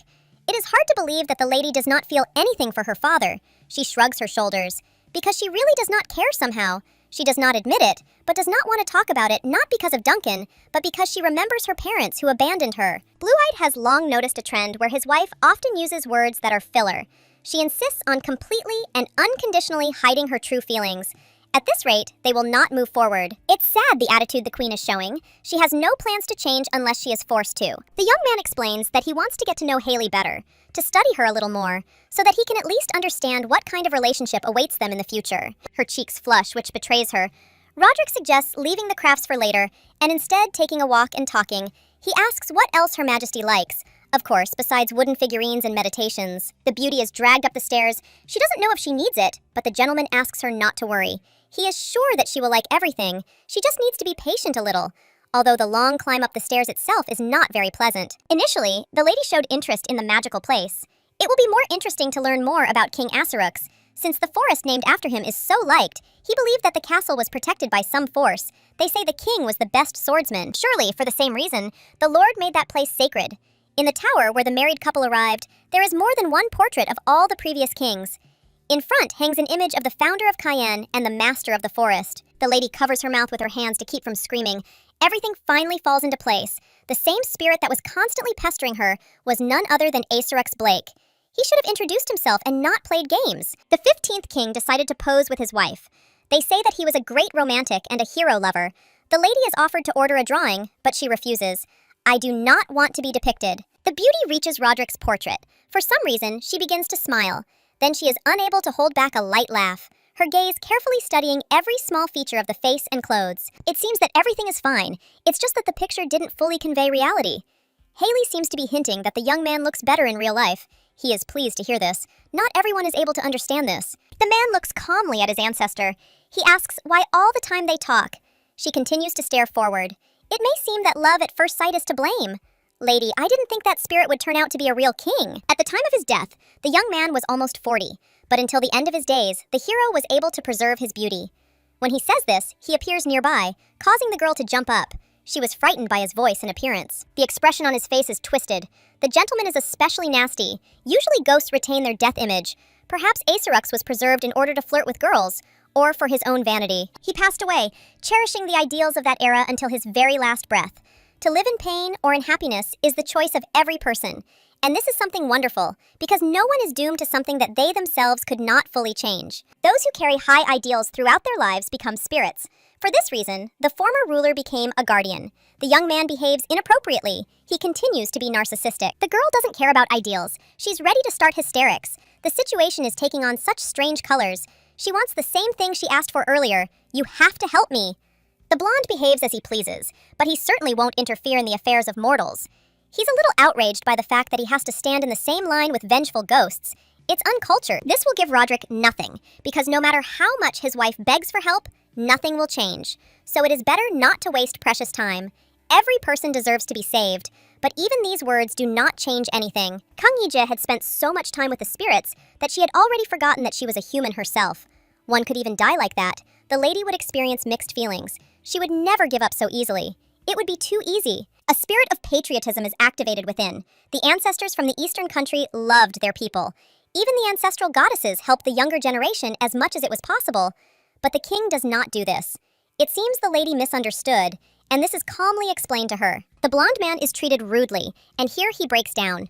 It's worth remembering who he is, and therefore being more polite. He certainly can't interfere.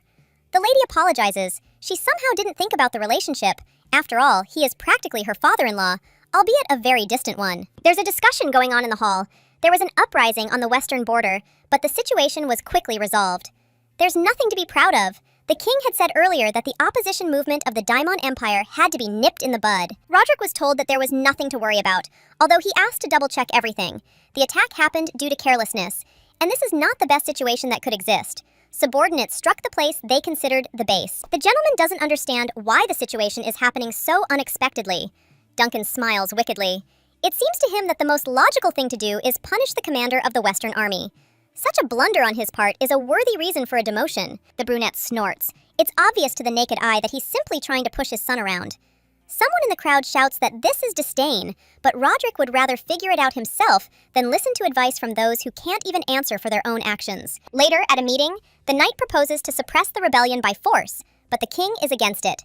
They will leave the western border in a terrible state, and this will cause many losses, which is why Jade was sent to the west in person to check the situation not just with words. The subordinate refused back then because he didn't know who would protect the ruler.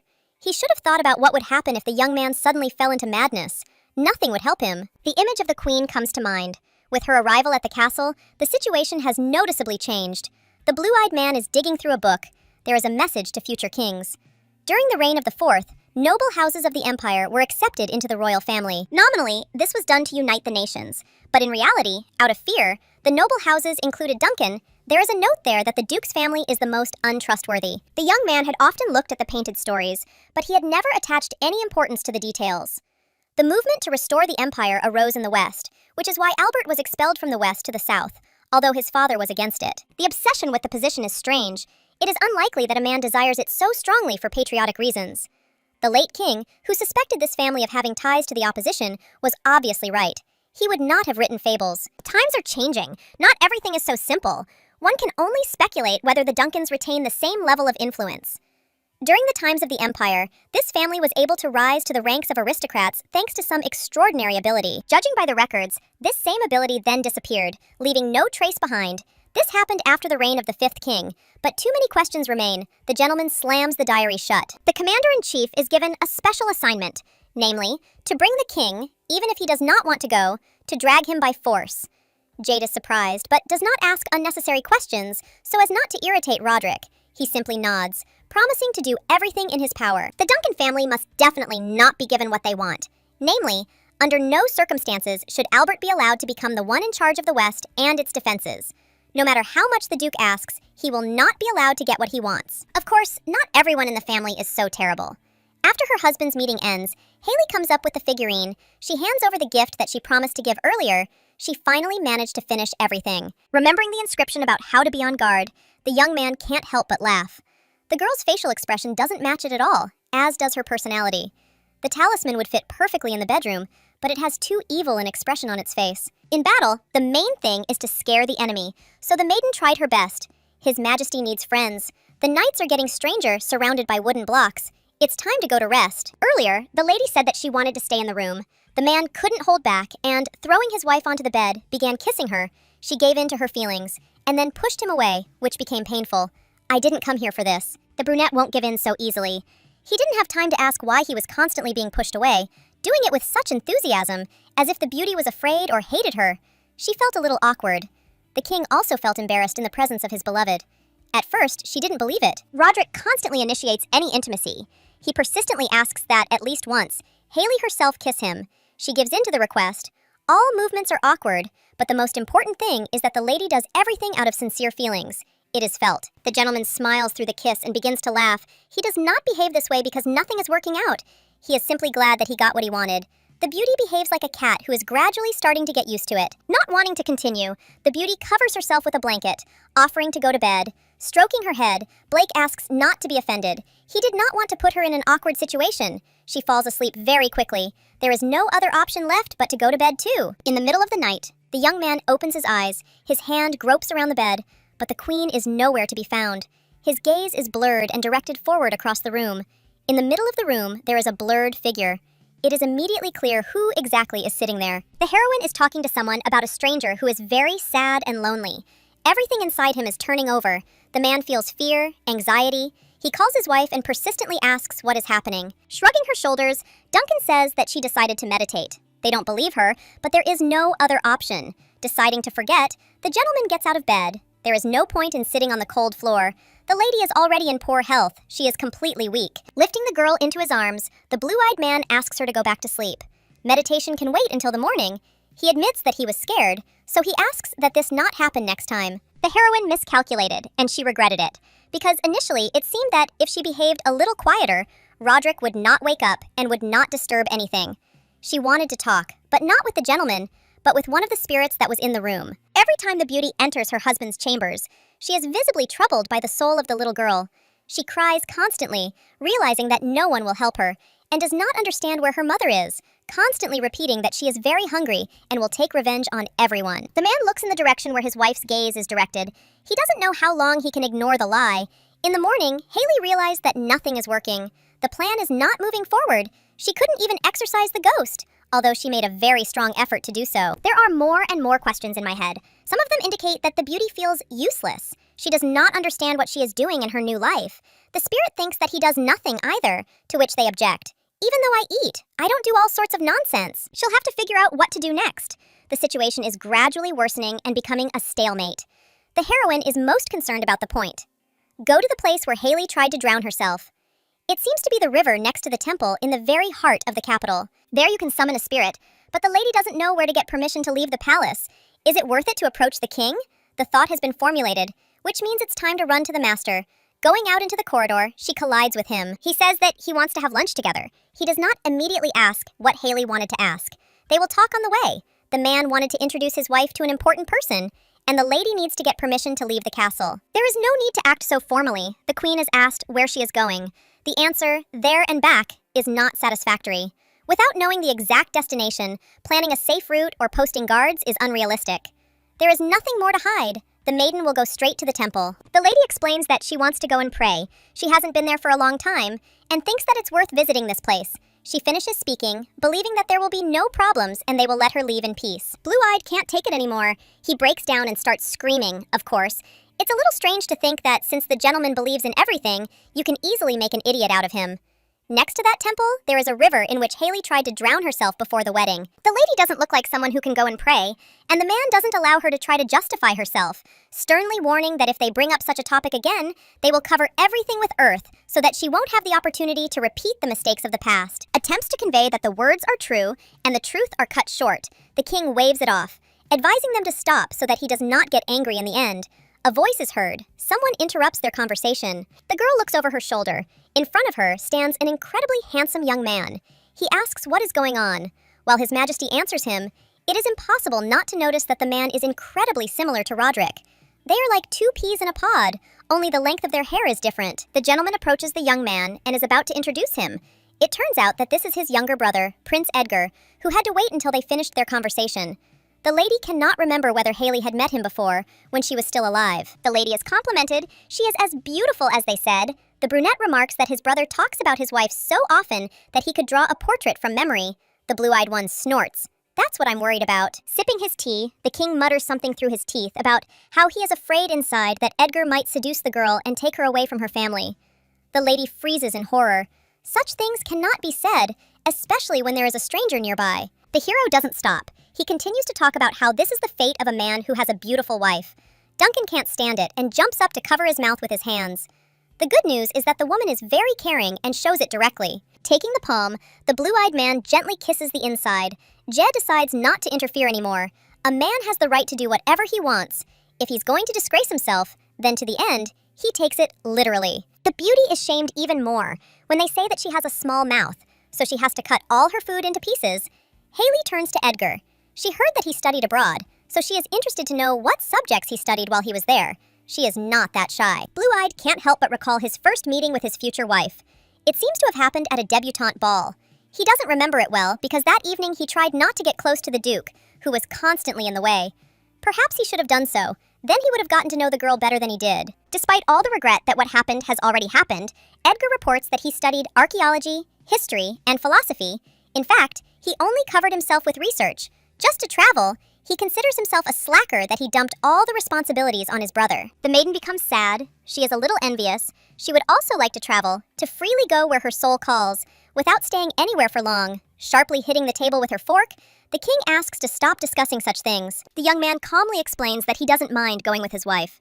She doesn't immediately understand what he's talking about, but is immediately surprised, because earlier she asked to go to the river where Haley drowned herself. Finally, everything has changed, and she will be able to see everything. Despite the small joy, the beauty looks displeased, continuing to glare at him. He would be calmer this way, but this is not suitable. The lady wanted not only to look around, but also to summon a spirit, and His Majesty will ruin everything. This is completely unacceptable. The young man can't trust his wife, especially when she reacts like that. She already promised that she would never harm the master. The brunette teases him with words. Instead, you'll harm yourself. Edgar intervenes in the conversation, of course. He does not want to behave incorrectly, but it seems that it would be useful for the queen to take a walk alone, to change the environment, not to feel closed within four walls. His brother is ordered to remain silent if he does not know. The king doesn't think it's necessary to continue in the same spirit. It's not the first time he said this. Talking while eating is wrong, so he holds out the plate. The food is very beautiful. You need to eat more, just without forcing yourself. There are rumors around the castle that Edgar has indeed returned to the Empire. Roderick summoned him. Perhaps he wants him to stay in the capital forever. Due to illness, he no longer has the support he used to.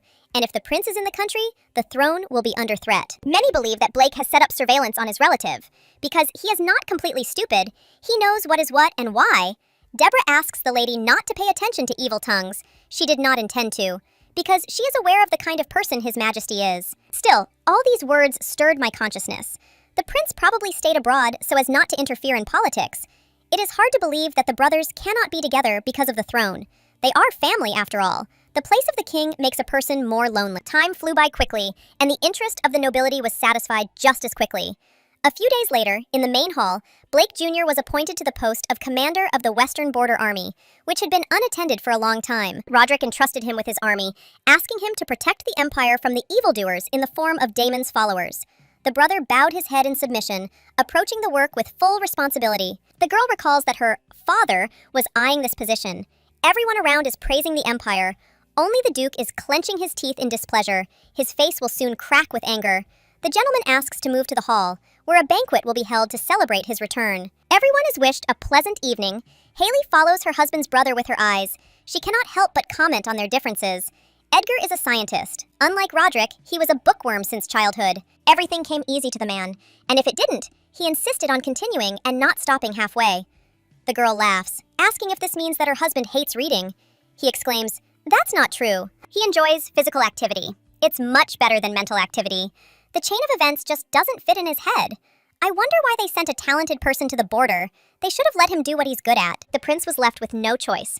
Although he wanted something else, perhaps this was his destiny.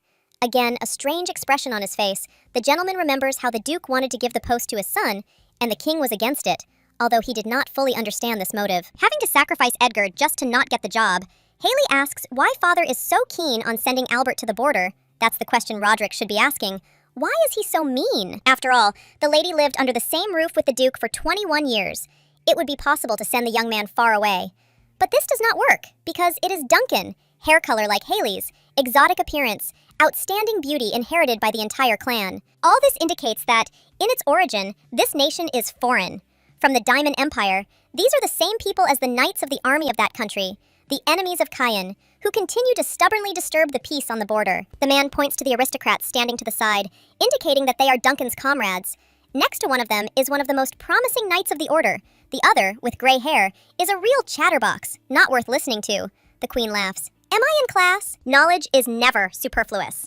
Count Feynman can be seen in the distance. He recently offered investments. The lady said that she would discuss the offer with her husband. She hoped that she did not cause inconvenience to anyone. She did not want to put Roderick in a bad light. The gentleman is only happy if they are a couple. Haley mentioned that sometimes she gets lonely. Feynman handles money so poorly that he almost went broke. His wife even left him.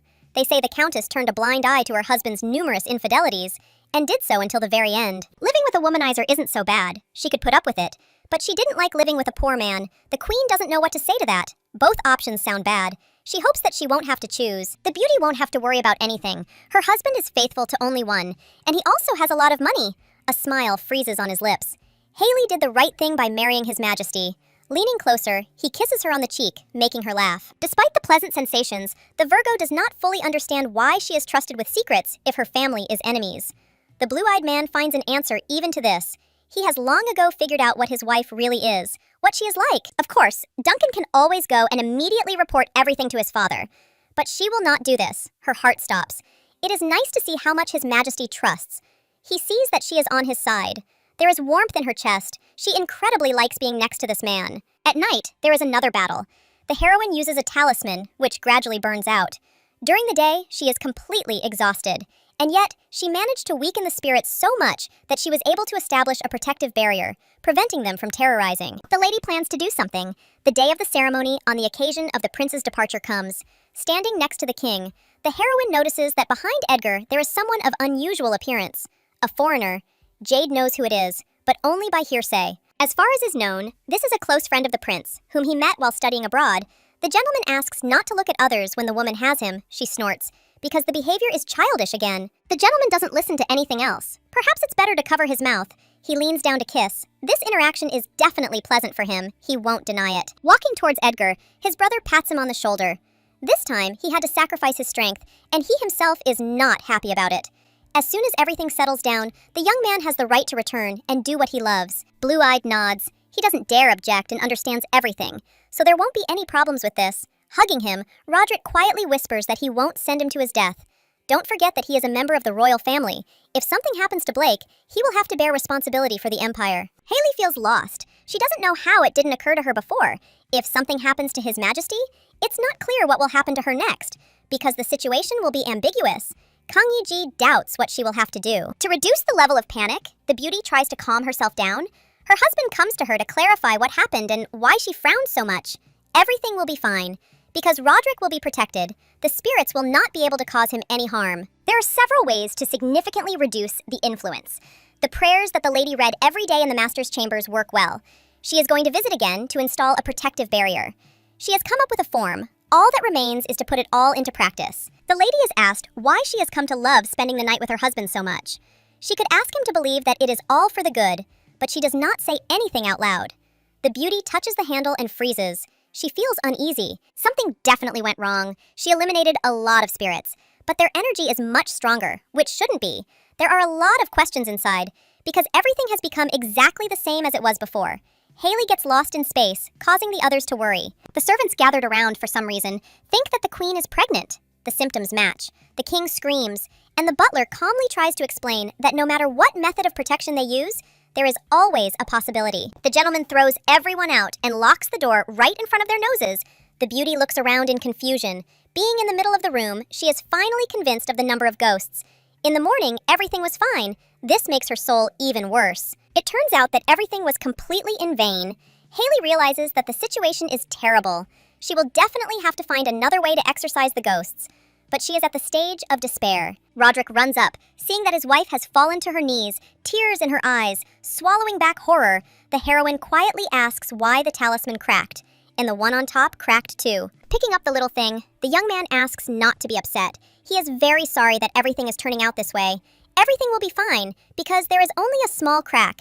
He will carefully keep the gift, even if it is worn out to dust. The god Haley is in her hands, which means EJ is broken.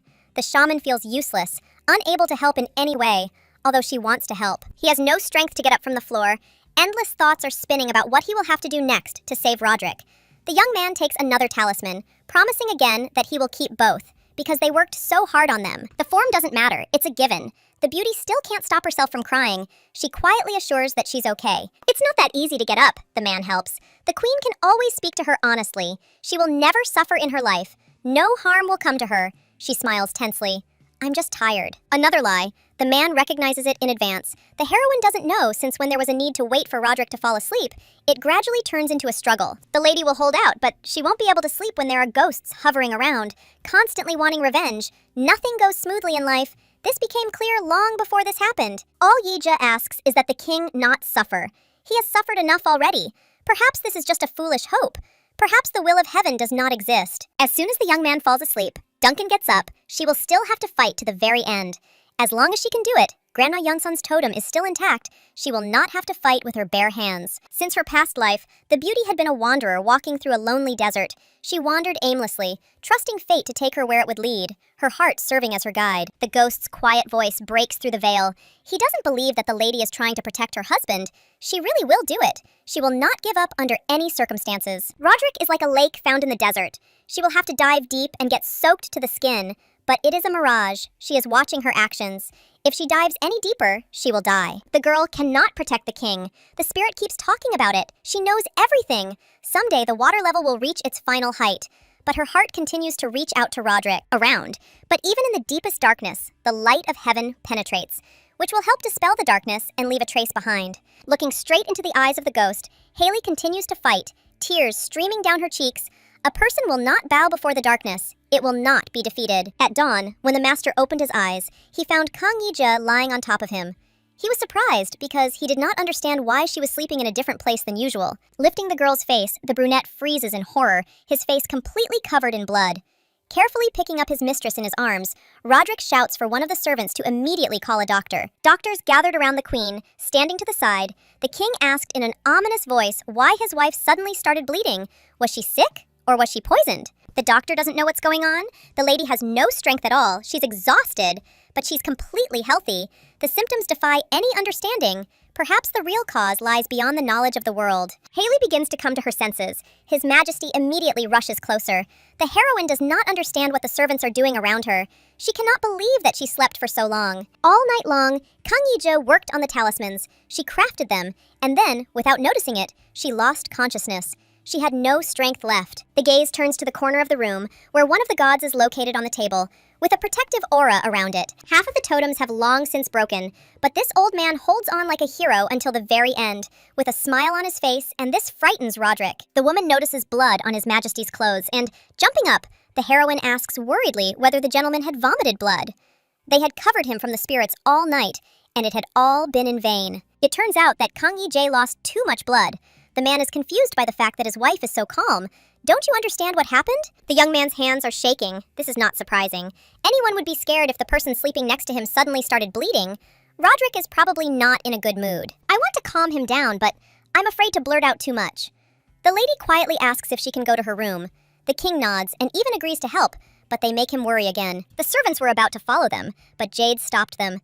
The girl was placed on the bed in her chambers, and immediately a small spirit ran up, worried. Blue-Eyed asks, to be honest, they are left alone, which means nothing bad will happen. He needs to know in order to protect effectively. The girl is probably aware of why she keeps fainting.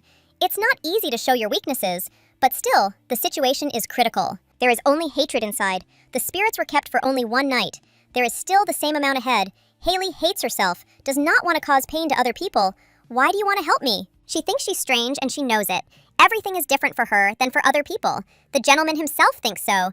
There's no point in trying to understand Kang Yi-je when Roderick is already feeling bad. Even if the lady tells everything, they will never believe her, and she will put herself in an even worse light. And even if they do believe her, the attitude will never be the same. To experience the king's gaze, which is full of misunderstanding, is too much. For Haley, such a thing could become a nightmare. There is a belief within that the technique of how to breathe so as not to die from sadness significantly helps. The girl will remain to help from a distance. The heroine tries to push her husband away, but her facial expression shows a completely different picture, as if she wants to be pulled closer. You shouldn't try it alone, because it's wrong. They got married and will stay together forever. That's exactly how it should be in such a relationship. His hands fall on her cheeks to feel the heat coming from her face. The young man can protect Haley. She deserves it. He wants to